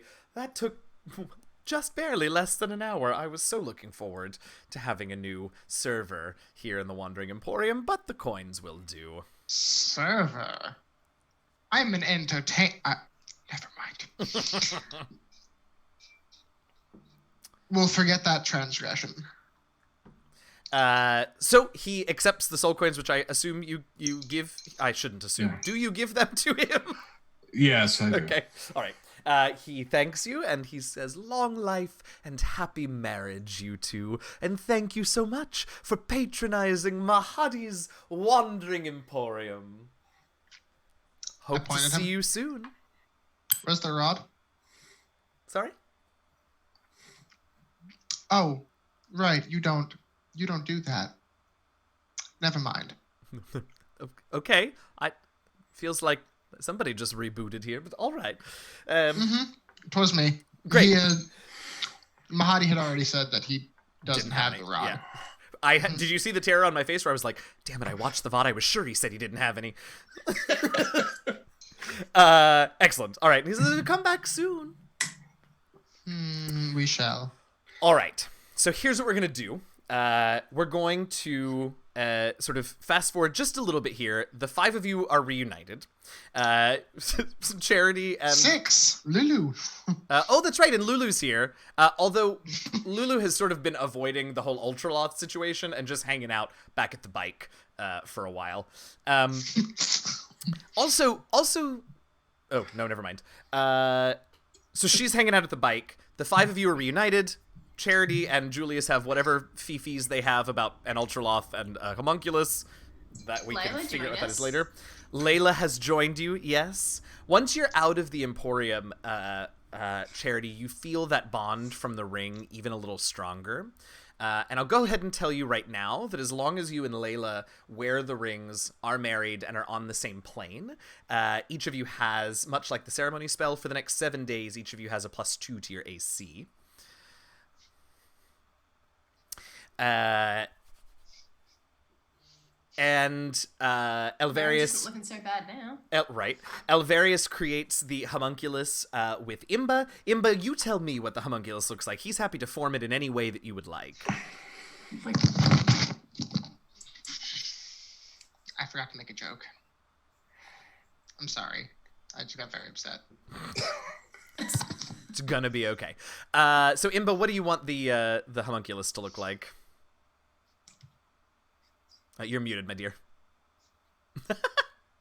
There we go. Sorry, I was finishing eating. Oh, that's I was okay. gonna say, I kind of want it to look like an imp. Absolutely. You know, Yeah, she it is totally does. It doesn't have the poison in its sting, but it has the tail and everything, and takes about a little under an hour to complete the thing.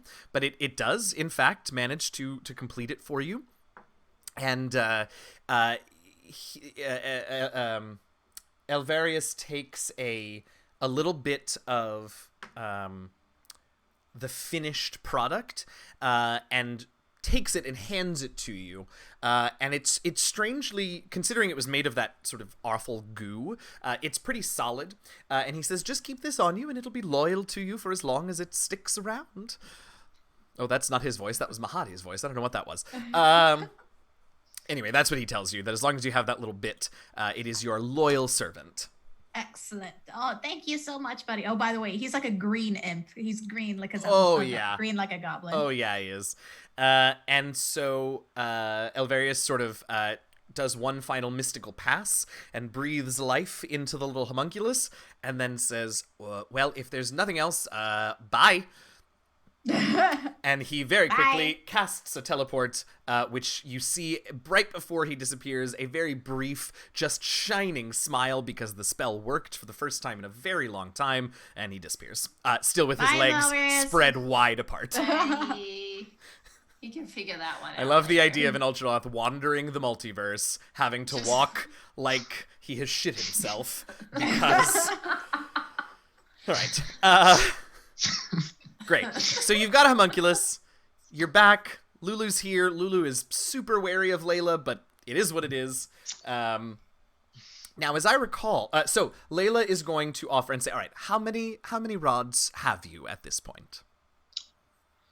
Let me count. I believe it is 4. It's 3. It's 3. Mistaken. You wanted It's it to be 3. 4 last week too, and it's still only just 3. It's because the first one. It's because the first one that we got is 4, and it's just like, aha, yes, it's Right. 4, 1, and 7. Great. And she asks you where you found them, and I assume that you share that information with her. Great. Yes, and then back and there. she says, "Fantastic. Well, let's see. Do you have the location of any others?" One is with Mephistopheles. She sort of shudders and says, "Can you handle that one?" I mean, Mephi and I don't always see eye to eye. I look down at the pit and I look back. We're just doing a job. Excellent. Any others? There is one back with the traveling merchant, though not in his cart, I don't believe. Oh, Carts abound. But interesting. I looked around. I feel like I've been there a long time. I would have seen it, but I can always check with Mahadi. I'll be sure not to get back in any more deals with him. But all right, I'll take care of that one. Any others? Scribbler, Lulu floats over to you, or flies over to you at this point, and whispers in your ear, "I'm pretty sure I know where at least one other one is." I agree, and we should pursue that that particular one as soon as we're done with this particular task. Excellent. Okay. I don't really want to talk to her, but I just wanted you to know. I appreciate it, Lulu. Do you need anything? Well, I mean, I feel like, here's an interesting question. No, I think that we should, as soon as that lady goes, on about her way, we should probably finish up this, job quickly. The imp that followed us is getting kind of impatient. I agree. We should take care of this. I will need a brief rest. Oh, certainly.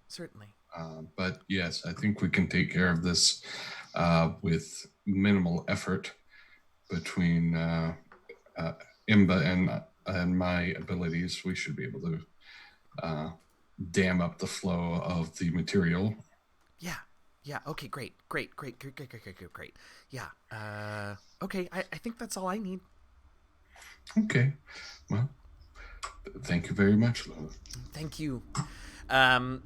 So, Layla says, "Right. Well, let's see. That takes care of the one that Mephi has.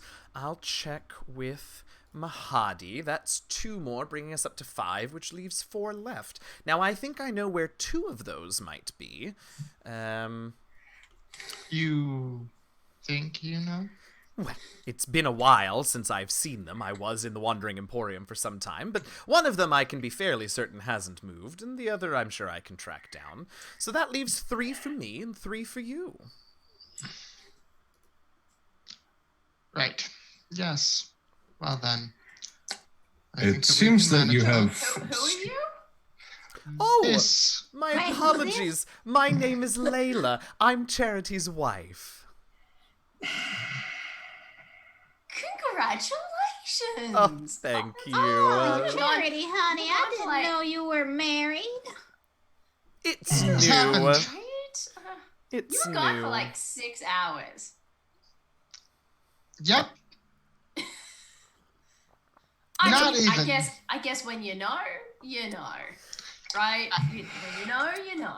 Layla is Well- pretty clearly sizing all of you up, and she says, "Yes, it is such a pleasure to see that my beloved," which she says clearly with a bit of sarcasm, Doesn't pick it up. totally, Completely- has such completely capable takes it face friends. value. I look forward to seeing you all again. Just as a role-playing note, Yeah. when she sort of does the sneering thing about her beloved, Uh-huh. Scribbler gives a hard look. Oh. Let's see if she notices. She does not. Okay. Well. So, Yes. Yes. dear, Yes, dear. shall you be off? I think I shall. I'll be in touch when will- I've got my 3, and we'll reunite at that point. Yes, I'm sure you can find us. Excellent. I'm sure I can as well. Nice to meet you, Charity's wife. Oh, and you, my dear, I'll be seeing you so soon with 3 more of your rods in tow. Don't put them there. You can carry them in the bag. She looks confused for a minute and then goes, Do go. Oh, don't mind them. They got a sense of humor. I'm sure you love birds. We'll find out soon enough. So it seems. Well, no marriage is perfect. Anyway, I'll be off. Bye-bye. And Layla, I think she has to walk. So he just walks across. Oh no, you know what she's gonna do? She's gonna It's like She's that gonna thing where move you to- say goodbye and then you end up walking in the same direction for like 3 days. yeah, she's gonna move into the ethereal plane because she sort of wants to be gone. So I'll lose that bonus to my AC. Momentarily, yes. Eventually, you'll feel it come back when she comes back the That's hell a plane. really interesting way to keep track of my wife. And her of you, to be frank. Should you Yeah. find a way to get out of Avernus without her knowing, she'll know it pretty quickly. So marriage is Congratulations, Marriage. Charity. Oh, she's so nice. that's what brings us together here. Really? I was talked into, and I look directly at Julius, going into a game show. Now, that's not As- how I remember it. Oh, that's exactly how it was, though. It was, I mean, entertainment, charity. You have to. And I said, yes, I do have to. It is entertainment, and I'm part of that, of course, Alright. naturally. So, being cheekily spoken into doing that, found myself in dire straits, as it were. And now I'm wed. Wow, congratulations. No. Yeah, that's No. great. It Evie. actually is not. Evie, Love is awesome. I'm not in love. Nor is she. Why, Nor why are would we. you marry someone you're not in love with? That just... Oh boy. It wasn't by choice.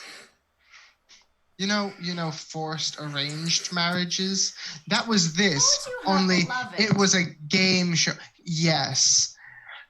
Sarcasm, love.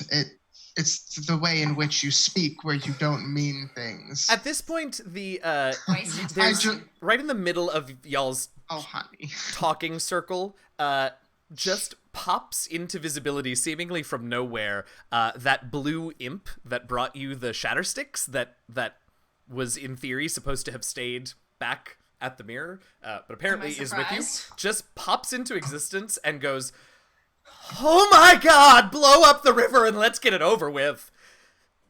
I need a brief period. I'm gonna look over at him and be like, get the hell out. No one wanted you here. Which is clearly a good thing. Look, I'll go back if you all promise to finish the deal and stop talking about love. Blech. And he flies off. I'm going to shoot him in the ass once with just a single Eldritch Blast. Doesn't have a ton of hit points, so go right ahead. Oh, no. I like talking with him about my bike. I missed anyway. Oh, that's good.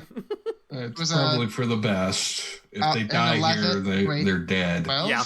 Yes, correct. And a 12 does not hit either. It's a little close for comfort, but he sort of squawks as the blast goes by him and continues flying. Warning shot. Uh-huh. All right, so you all can continue to do what you want, but he was just done. Good. So very glad to have you. Oh, by the way, everybody, all that goo down there, by the way, that's Sugar, whatever his name is. So, Suge Knight. Yes, right. no.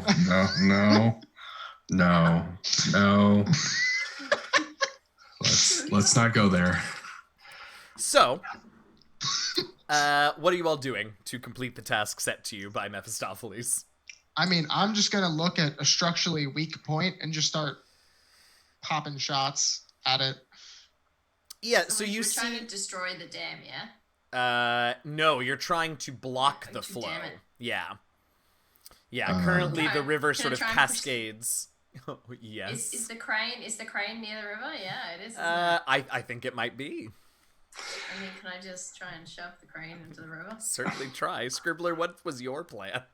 My plan was to first rest because I'm going to need the more powerful version Sure. of the spellcasting.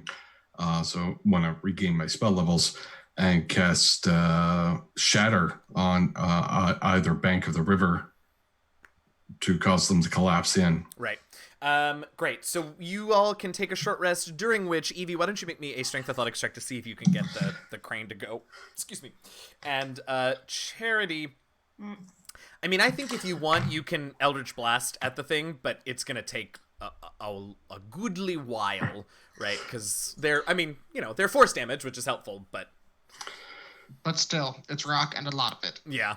Yeah, it's only 24. Oh, No. I That's was the same as you going got to last say- time, isn't it? It is. Yeah. I was going to say, before we began the discussion of Eldritch Blasting, I was going to try and bardically inspire Evie Okay. and be like, you lift that thing, girl. Yeah. So add a d6 to it Yeah. if you want to use the inspiration. That's a 2. Okay. So 26 is better, but not quite. No. I'm trying to do it. All right. So short rest is fine. Lulu, during the short rest, just chats with you all about with the three of you that went to the Emporium, and she gets a funny look on her face as you all describe Mahadi and the Emporium, and she sort of says, "I think I know him. I think we were friends, maybe, or he helped me with something, or I don't know. He just sounds really familiar. Anyway, he's gone now. I guess it doesn't matter, but I'm pretty sure I know him." You want? I mean, I'm not really. I'm just like in between shot. I'm not really doing anything. Yeah. You want to go back and meet him? Maybe say hi. See if that jogs anything. Lulu looks a little confused, and you turn and see that the caravan has just vanished. Oh. So it is gone. Yeah, I don't remember him well, but I do remember he does that. Huh. Anyway. All right, so you all can have your short rest. Scribbler, you can get your arcane recovery. Anybody who's got other short rest things, if anyone needs to roll hit dice, you can do that. And then Scribbler, what is your plan? Shatter, yeah? 4th level shatter? Yeah, 4th level Shatter on either bank. Okay. Go ahead and roll that damage. And before I do this, Mhm. do I need to make a check to see if I know if this will work or not? Or? Yeah, you can make me intelligence investigation. Okay. Imba, if you want to help out with this, you can help Scribbler out, and he can have advantage. Let's see. I would like to help. Yeah, I don't have any spells that I can cast at that high enough level that'll do anything. All of my things are psychic damage that I can do at high enough level. And I only got a 12. Okay. Scribbler, how'd you do?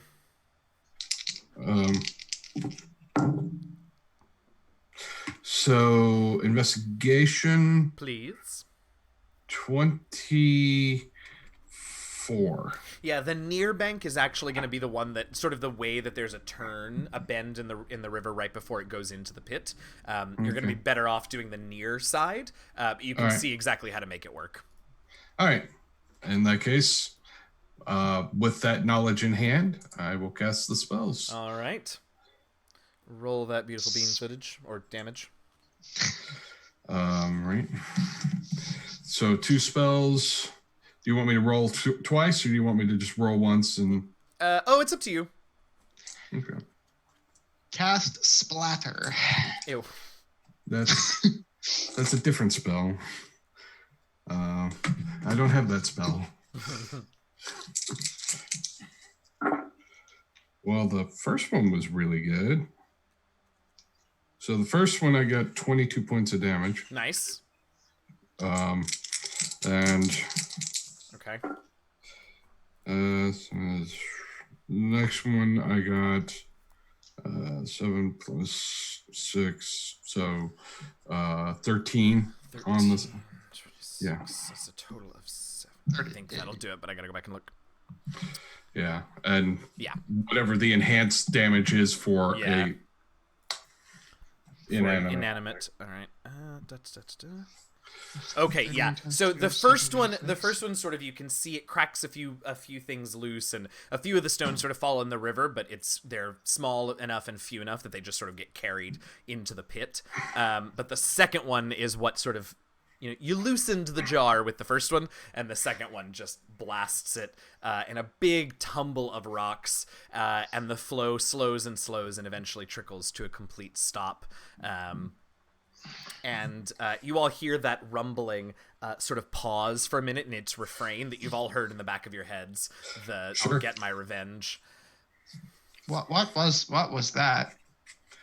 I don't know. I've been hearing it for a while. Something about like fucking bell. I'll get my revenge. Blah blah blah. An amorphous. It appears to have been an amorphous infernal being, which has a particular vendetta against Ball. And we just freed it from its constant damage from this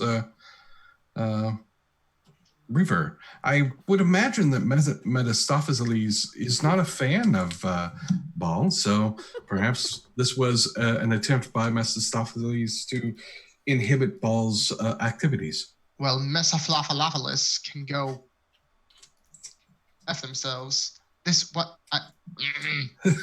know what? No. Ball asked me to do this. Ball will get their things at the price that they want. Indeed. The price they have to pay for retrieval will be steep, unfortunately. This is by their own doing. Fine. I'm okay with it. I've made my peace. Let's go, guy. Such are the vagaries of business dealings in hell. Indeed. All right. So, having done your duty, you all head back to the mirror. I'm gonna just give a peek over into it and try and see what's going on. Be like, "You good down there, buddy?" Strange quiet. It had been. You almost didn't notice at first because it was just sort of a steady refrain, repeated a couple of times a minute, just the same thing over and over. And once the water stopped, there was just silence from below. Oh boy. Oh boy, oh boy, oh boy. All right. All right. So the motley crew of the 5 of you, Lulu, and does the homunculus have a name, Imba? Not yet. I've been marinating on it. Okay, you let us know. In the meantime, the homunculus joins you all on your trip back to the mirror. Sorry, I dropped a die. Can we call him Squishy? Imba will take it under advisement. I'll add it to the list. You head back to the mirror.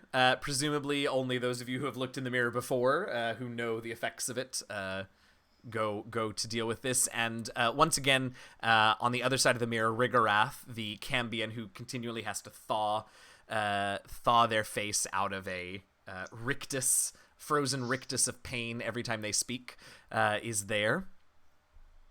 Well, that didn't take long. Thrilled that you've made it back.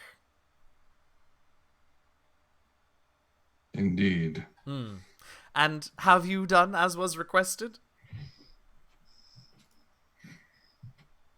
Yes. Indeed. The mission was accomplished with a certain alacrity, I think.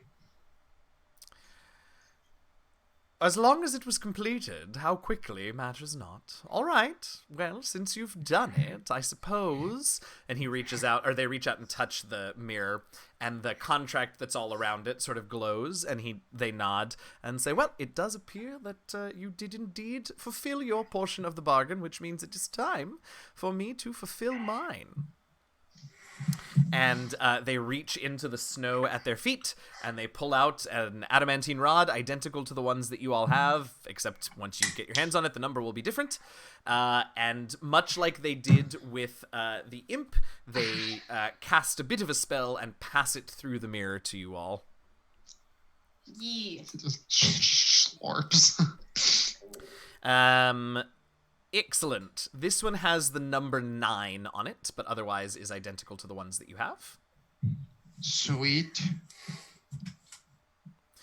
And Rigarath says, well, our business here is completed unless, of course, you're in need of further assistance from my master. We can always strike a new deal. I feel Great to meet you. I feel that further dealings would be disadvantageous to all of us involved. Certainly not to my master, but if that's the way you feel, you know where to find us should you need anything. The Lord of Cania is impressed and intrigued by you all. He would be happy to see you again should you have need of him. Sure. Excellent. Shall we away? Yes, Lulu, I believe you had an idea as to where to go. She nods. As we walk away from the mirror. Yes. To be clear. Not This something we do in earshot. Yeah. She says, yeah, so here's the thing. I've been remembering some things, and I do think I know where another one of the rods is. So see, when I was still friends with Zariel, we came here with a bunch of our friends to fight in the Blood War, and a bunch of us died. I didn't, and Zariel didn't, but a bunch of other people did. And they're buried here in Avernus in a crypt. And I think I remember where that is, and I'm pretty sure when I went to visit one time, after we built the crypt, I'm pretty sure that I remember seeing a rod just like that, somewhere in the catacombs of the crypt. I see. mean, good to know. Um, Why were they buried here and not back up in the heavenly place where you all well, are from? How soldiering works. I mean, it's just Not all of like the them. cost of shipping that shit home tends to be pretty high. So that's just a soldiering thing. Also, some of your allies were not angelic. yeah. As I remember from the memories we have seen, some of them were human and fled. Yeah, the ones that fled, they're... I think they might be part of the reason that Zariel sort of lost herself. But the ones that stayed, they were good folks, and I wanted to be sure they were buried, but with everything happening with Zariel, we had to move quickly if I was going to have any hope of giving them proper rites, so we buried them here. I remember that moment. Zariel had already started to change, but when we built the crypts, I don't know, there was something. She had changed so much, but just for a moment, there was I don't know, something. I don't know, maybe it's just me being hopeful, but I feel like maybe there's a little spark of the old Zariel left that I got to see that day when we buried the rest of the Hell Riders. Maybe it's just my imagination, my wishful thinking, though. I think I found a name for our band of troops. You definitely can't call yourselves the Hell Riders, because that name's kind of cursed. Hell Rider 2 Hellfire Boogaloo. No. Lulu goes, yeah, I gotta side with Scribbler on this one. It's a little in poor taste, I'm not gonna lie. I was entirely joking. Okay, well, it's hard to tell with you. Whatever would do that? Anyway, so she says, yeah, so I'm pretty sure I remember where it is. Scribbler, can I see your crazy map? Sure. I'd break out the map. That was an ill omen. I What? just kind of threw my d20s out into the world, and both of them rolled natural ones at the same time. I'm just worried now. Amazing. You're cursed. Yeah, I'm just gonna, if ever it comes down to a dice roll today, I'm gonna let someone else do it. Uh-huh. Thank goodness for inspirations. Is there a mirror? That's where the pit is. Where is the crypt? Ah, there it is. Okay. You see that? So the crypt is a little bit further south from where you all are. Bring it up here. So you all are sort of in that, the mirror is in that mountain in sort of the northeastern area. The crypt that Lulu is going to lead you all to is a little further south. You see, it's actually real close to where the spawning trees were, that black sort of lake of goo just to the east of the river Styx there. There's sort of those ruins. Perfect. Okay. We can go and pick up lunch on the way. It's fast food, but I mean, oh my God, we can get those ruins just sort of north of what looks like that compass rose is where Lulu indicates that the crypt is. Okay. Yeah. So it's gonna take you a while since you've only got the one war bike, but so it goes. I still have all of my. Should we, perhaps? I know Scribbler, you're a bit tapped on the arcane abilities. If we take a bit, I can make my own way while you all start zipping off on the bike, and I'll keep alongside for at least a few hours. No, a few minutes, 20 minutes. Like, I don't think that's true. Why, you don't want to ride in the flies back? an hour. I keep thinking flies an hour. It's 10 minutes. 10 minutes, That's yeah. not a lot. Yeah. I mean, just for like a little bit, I'll scout out up ahead. I'll probably just scan for lookout and things like that for at least some of the ride. And then after that, I'll come and join you all. Sure. How does that sound? Wonderful. Right, I'm so off. did I hear that you wanted to rest before you go, or are you heading off now? I was going to cast fly and get Zippy ahead of the group. Split that party. No, not like too far. Maybe at 60. I will stay 60 feet at most away. Okay. So that if ever the need comes, they can pull up and hoist me. But yeah, I'll be up in the air and 60 feet out, keeping an eye out for anything on the horizon. Excellent. All right, and the rest of you are off now. Imba, You've got the Ooh. bike. And I'll assume a Cambion form. Okay, great. Hmm.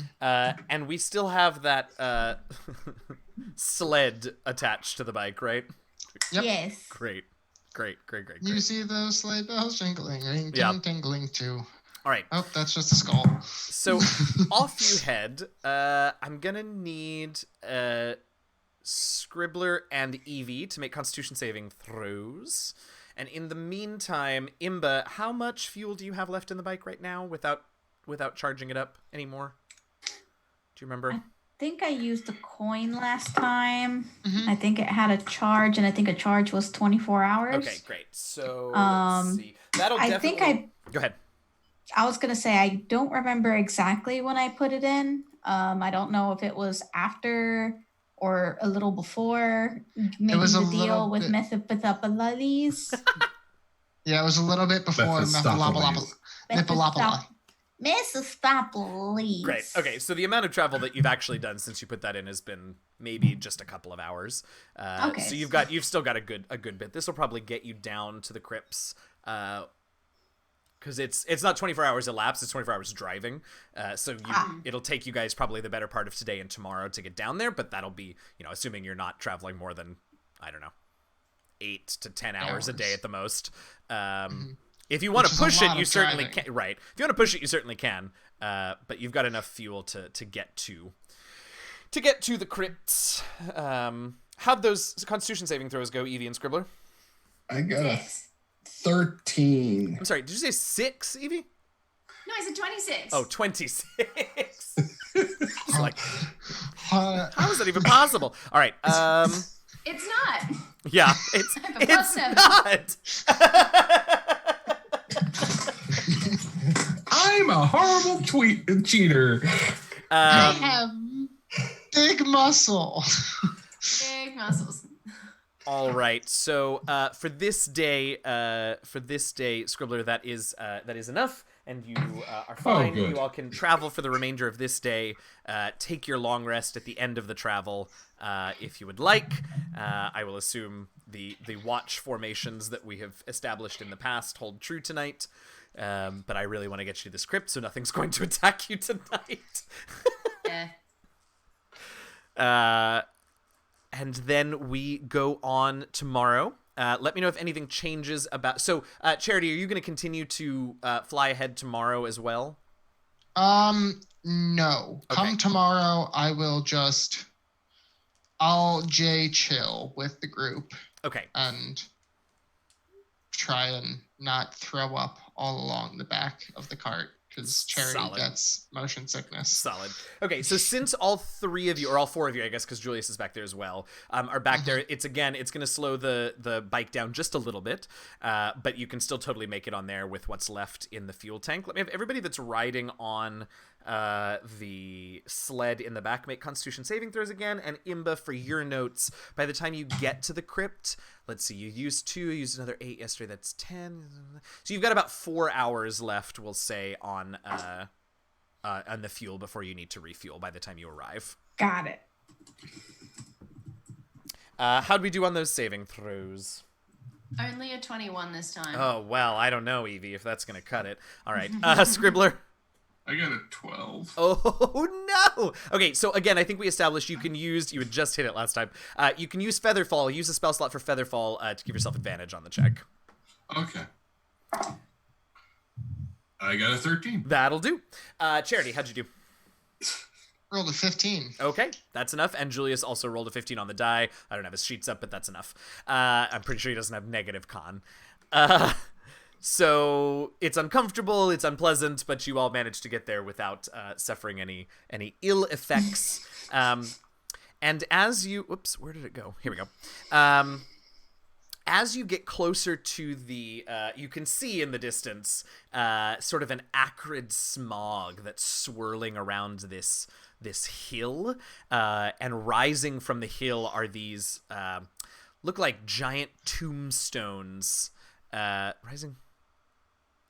They look like giant tombstones, these two great big monoliths that soar, I don't know, at least 50 feet up into the air. And as you sort of get closer to them once again, the map in Scribbler's pack begins to speak, and you hear it from the pack say, Zariel's fallen companions cannot rest. No, nobody can in this nightmare hellscape. Oh, I don't know. I got a pretty good sleep last night. I think you just have to meditate a little. No screens before bed. Don't eat too late. You'll get gassy. I really think that it's possible to get a good night's sleep in hell. It's all about self-care, really. And Scribbler, self-care. I don't know why you do that with your voice every single time. It's just so. Every time we find a new place, it's always something cryptic with you. I don't. Anyway. I mean, I have to give props. You're really good at changing your voice on the fly. Well, no, he's on the ground. No, he's using the feather folder. Oh, yeah. I see what you did there.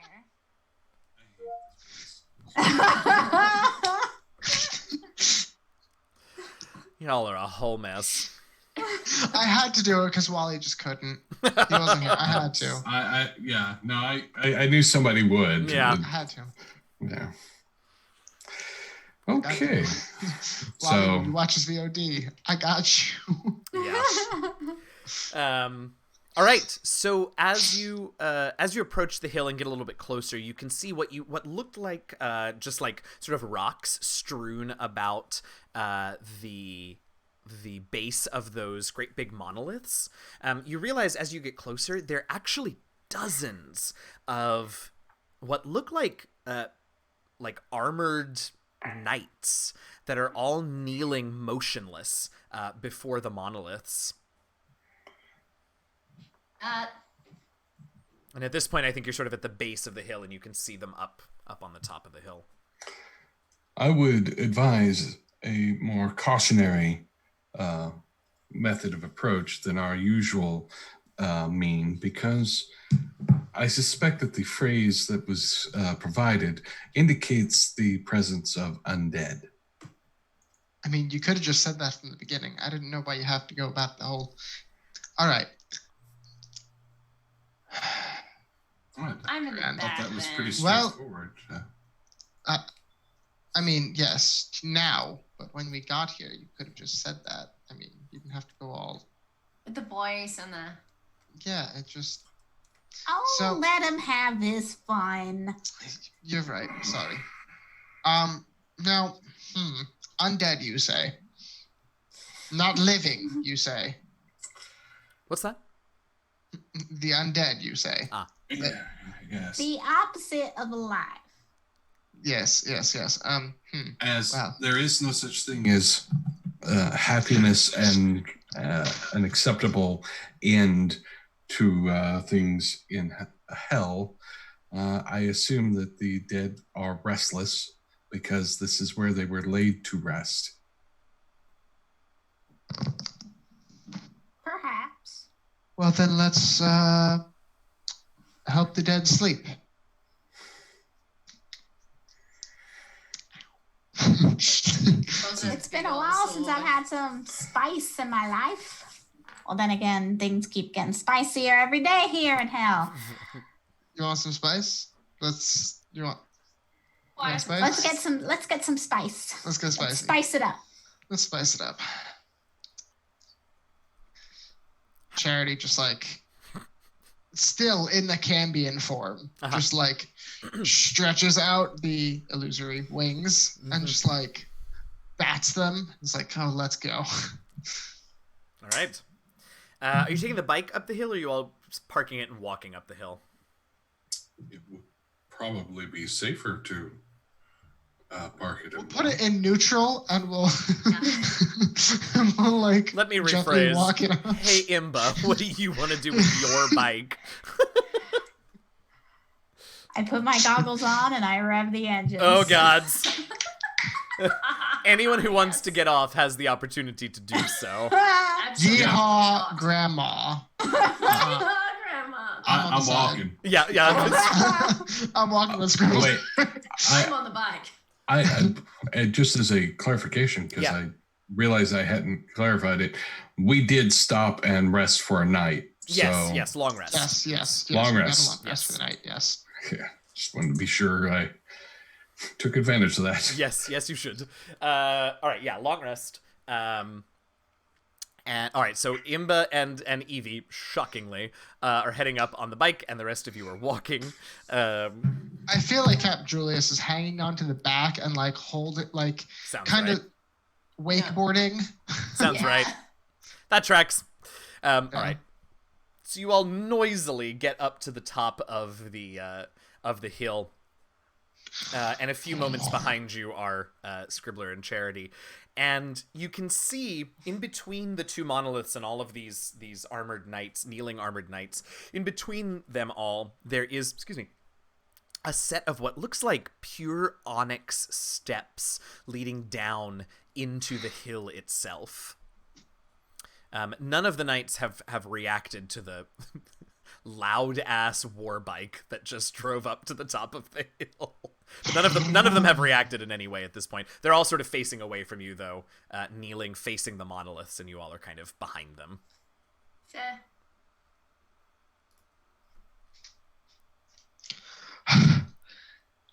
That's a lot of stairs. All right. Oh, it was so fun. All right. I just look at the knights and I'm like, let's make our way down, shall we? Yeah, I'm not touching him if I don't have to. Scribbly, scribbly down. Yeah. Ready to make your way down? Actually, Lulu, Yeah. do you sense anything from these? No. She looks very sad. She says, no. Those are some of the Hell Riders, or they used to be. The ones that survived after Zariel changed.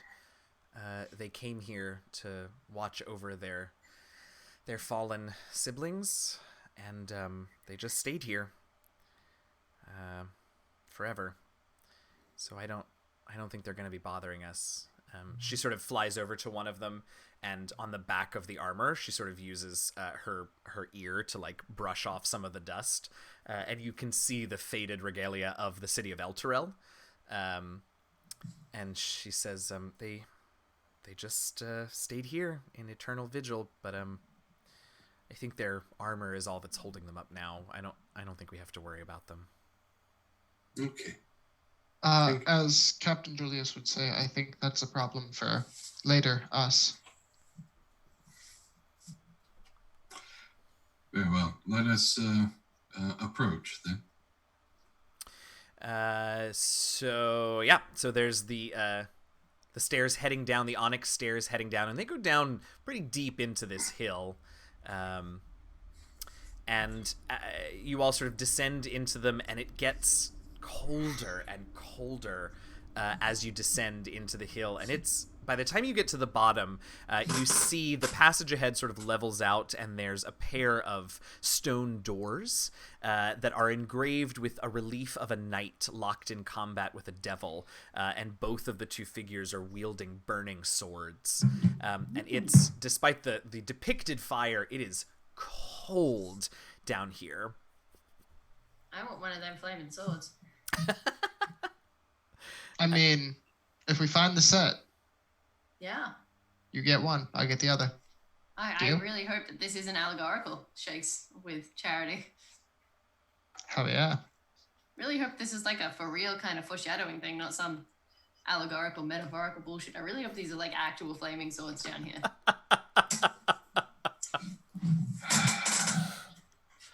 I'm Flaming swords would very not excited. enhance your combat capabilities But in they hell. would be on fire. They would look fucking sick.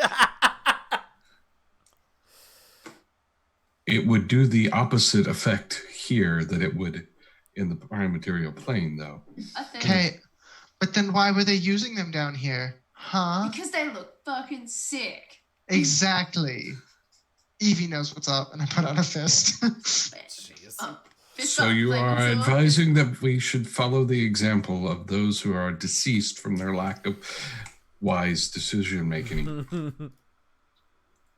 Exactly. Fucking Only sick. we do it better. Because I died hard as hell.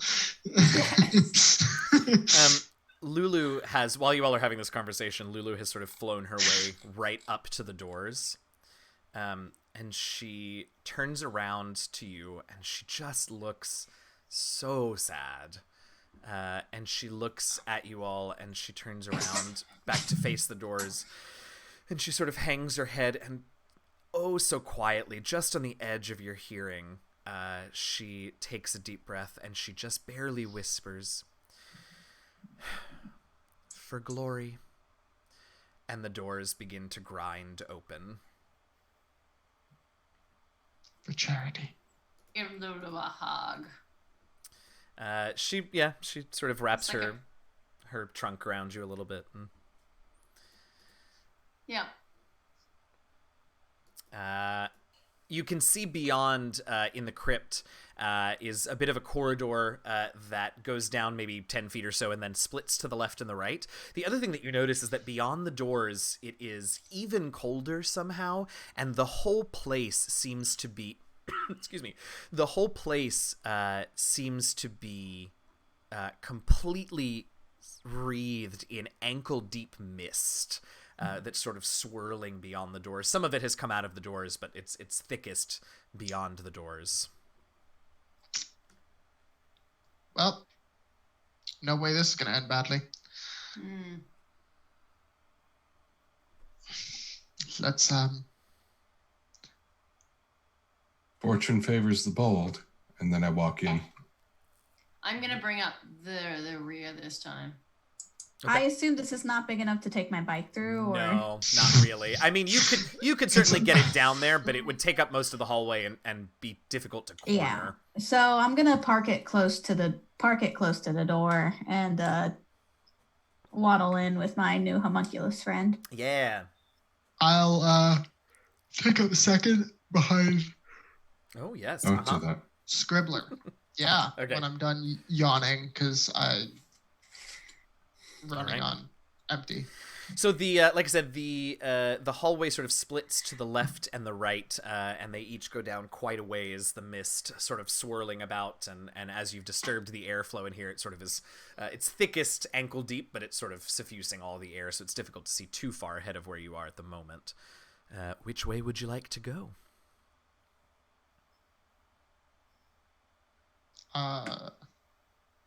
Scribbler's in the just kinda lead, look right? around. Yeah. Scribbler's All right, in the so lead. so Scribbler, you certainly can solicit suggestions, but which way would you like to go?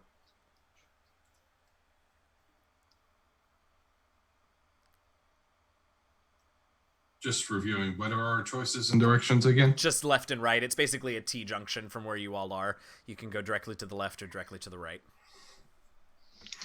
Whoops. Well, Why don't we split being in hell, perhaps we should make a sinister choice. Ah, I love it. To the left it is. All right, so you all head to the left, and eventually, as you move through the mist and the cold, and it is just this side of like painfully cold down here. As you move, my arthritis. oh granny, I feel you, Arthritis. I do. You all head down I a little really ways. do have it, so I can relate. I can relate to my character. There you go. There you go. The hallway eventually opens up into a room, and there are large, you can see, the mist is a little calmer on the ground here, still ankle deep, but you can see more clearly this whole room. There are large iron burial urns positioned reverently throughout the hall. In this particular hall, it looks like there are two of them through, sort of on opposite ends of the hallway. Each of them is engraved with what looks to be a noble coat of arms that you recognize, actually, those of you who are in Elturel, you recognize them as being the same coats as some of the graves or the crypts that you saw in the catacombs of Elturel. So these are clearly Elturel family crests. There are polished swords, lances, and shields hanging from various racks on the walls. Are they still polished? They do appear to be still polished, yeah. I wonder who does the upkeep on this. Despite your normal predilections, I would advise against any attempt at chicanery or possible theft. That won't stop me because I can't understand what you said. This sign doesn't apply to me because I can't read. Jeez. so Your warning does not apply if I don't understand the words you use. are there any, like...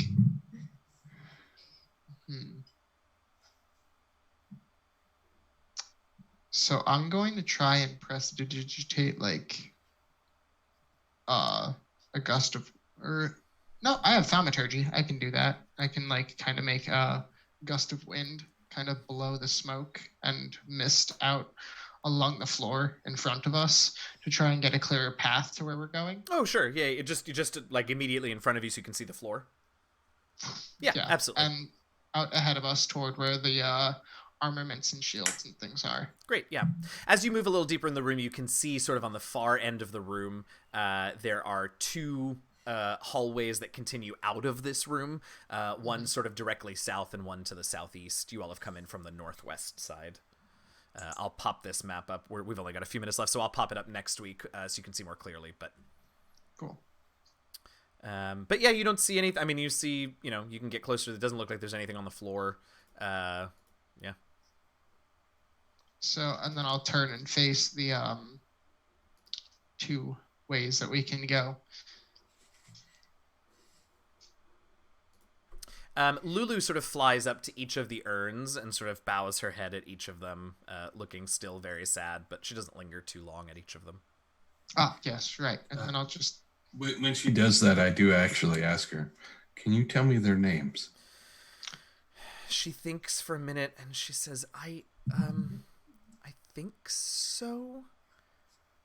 And she concentrates real hard, and it's clearly their names are part of the memory that hasn't quite returned to her, but she really, really wants to remember. So let's see if she... What did I do with all my d20s? Here we go. Let's see if she managed to remember. Well, not that one. So one of them she can't quite conjure up. Oh, but the second one she can. So she goes over to one of them, and she bows her head, and she says... She looks back at you, and she says, This one was Sir Alyssa. Okay. She was funny. She was good. She always kept our spirits up whenever we needed a reminder that all wasn't quite as dark as it seemed. And as she speaks, I am actually recording this in my journal, and I will see that she is remembered. Thank you. I'm sad that I forgot her for a time, but I'm glad that you all know about her now.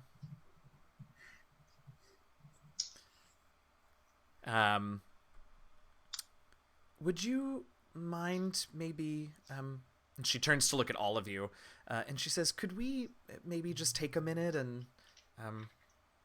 I don't know, say some words or have a moment of silence or something for everyone down here? Certainly. I'll do you one better. Silence is not my forte, as you can see. Shocker. But noise in the absence of it, maybe. And I'll pull out my lyre and I'll start to play a solemn hymn in remembrance. And as you do, the sound. Actually, let me double back and say which one it is because I actually have one. Okay. Oh my god, I have it, and I know I have it. It's on the tip of my tongue, and I just cannot remember it for the life of me. Sorry, let us know when you remember. Yeah. As Charity plays, Lulu sort of closes her eyes and floats back and forth between the two urns. What are the rest of you doing? It is lowlands away. Great. Oh, I love that. So I'm going to take out a few of my tools and participate in some magical tinkering. Oh, all right. And I'm going to it's going to be one of my little, kind of similar to my turret, but it's like a little ball and it sprouts little legs and skitters about. Okay. And I'm going to record a 6-second message. And okay. If I recall correctly, this is one thing that's like, even if this thing is still going to keep working forever. Yes. And I'm going to take a look at everybody and be like, we have a 6-second message. We can remind anybody who comes in here to pay homage. Aww. So I'll let you're better than words than I am, but I'll let you guys figure out what to say. Yeah, not my wheelhouse either. I stopped playing for a second. Yeah, I stopped playing for a second, to which I imagine this is a song that Julius and Charity know very well, because anytime anyone passed away on the ship, this was played. Sure. I mean, Scribbler, do you have... I have words, I think. 6 seconds, yes? Yes. I mean, Charity's lyre, I think, might make a good background. Here are the words, then. All right, let's begin. No matter their end, they came as heroes. Respect and love them for what they have done. Lulu, as this gets recorded, and then Imba, you sort of set it down and it skitters over between the urns and repeats the message. Lulu turns around to thank you, Imba, and sort of gasps. And she points her trunk behind all of you. And you can see, as you all turn, behind you, two ghosts, it appears, dressed in armor, carrying the sigils of Elturel, stand in the chamber, on the far wall of the chamber, smiling rather sadly. And one of them notices Lulu, and just the smile brightens ever so slightly. And that ghost says, "I never thought I'd see you again." That's where we're gonna leave it for this week. Imba's like, what? Amber and Evie both just, what? That's where we will hang out for this week. We'll be back next week, same time, same place, 9:30 a.m. Eastern, here on Variant Rolls, to find out who these ghosts are and what they have to say. In the meantime, if you haven't already, hit the follow button here on the channel. Thank you so much for hanging out. We got about 5 minutes left, and I know a couple of us have to rush out, so we're going to go through outros quickly. Yeah, let us know who you are, who you played, where we can find you on the interwebs, and one very brief and quick favored moment from today's game. We'll go in reverse order, so we'll start with Alex. Hi, I'm Alex. You can find me on the internet at AlexCatu. I go by she, her pronouns, as does my character Evie. I think my favorite moment from this evening was probably just Charity trying to get their head around the wife situation. I think that was all very good. I love that it's the wife situation. Situation. Yes, perfection. I I love know, the wife. it. Going back around, we are on to Jeremiah. Yes, I'm Jeremiah McCoy. I play Scribbler, he, him pronouns. I am at Tech Noir on Twitter. I have jeremiahmccoy.com is my website, and I appear on many a podcast and thing. And my favorite thing actually was just kind of a quick sort of funny moment, which was having Evie be Evie on the chain, and just like, yeah, I'm gonna get bigger now and break this. This is fine. It's fine. I was just like, I was like, that's the most Evie thing. Punch the air on top of the crane. Yeah, I was like, of course, but yes, of course, Evie did that. This is her essential self, living her best life, breaking things. That is all Evie. Best life. Yeah, I love it. Dobbs. Hi, I'm Dobbs. I go by she or they pronouns. I play Imba, who goes by she, her pronouns, your local little chaos goblin granny. And you can find me just about anywhere on the internet under Dobbsmosis. My favorite moment, I would say, is the fact that Imba gave Evie a crowbar, and was thinking, it's like, okay, she'll just stick it in and stop working. And Evie's first response was to try to leverage the entire crane. It's amazing. And it's I feel like it's on brand with Evie, and I wouldn't have it any other way. I love it. And yeah, I love Evie. Absolutely. So, yeah. Last but not least this week, Mike. What's up, guys? My name is Mike. I use he, him pronouns. I play Charity. They use they, them pronouns. And you can find me all over the internet on Twitter at Enzo Michael, or on Instagram at Mike What the Hell. And the Evie train just keeps on rolling, because when the crowbar didn't work, she was like, all right, well, I guess I got to run and hit it. And then Emma was like, no, up there. And she was like, right. Mm-hmm. When do I hit it? Right. And I just love it. I loved it. I did too. Fantastic. Once again, my name is Eugenio, also known as your friendly neighborhood dungeon master, DM Jazzy Hands. You can find me on the interwebs at DM Jazzy Hands. I am the DM for an actual play podcast called The Last Refuge. You can find us on the Twitters at DND Last Refuge. Come check us out. We're having a good time over there. Also, if you haven't already followed this channel, both here in Twitch and also on Twitter, you can find the channel at Variant Rolls. Hit the heart button at the top. Go follow the channel on Twitter. If you're able and willing to support us financially, you can find our Patreon at patreon.com/variantrolls, or subscribe here to the channel. Either is much appreciated. The programming that we're able to do continues to grow and expand because of support from people like you. Thank you so much for hanging out. I've had a good time. I'm so happy to be back with this crew after a bit of chaos and fun that you all had with Victoria last week. We will see you all again next Saturday morning, 9:30 a.m. Eastern, 1:30 a.m. Australian time, and 6:30 a.m. Pacific time. We appreciate you hanging out. We'll see you next week. Happy gaming, y'all.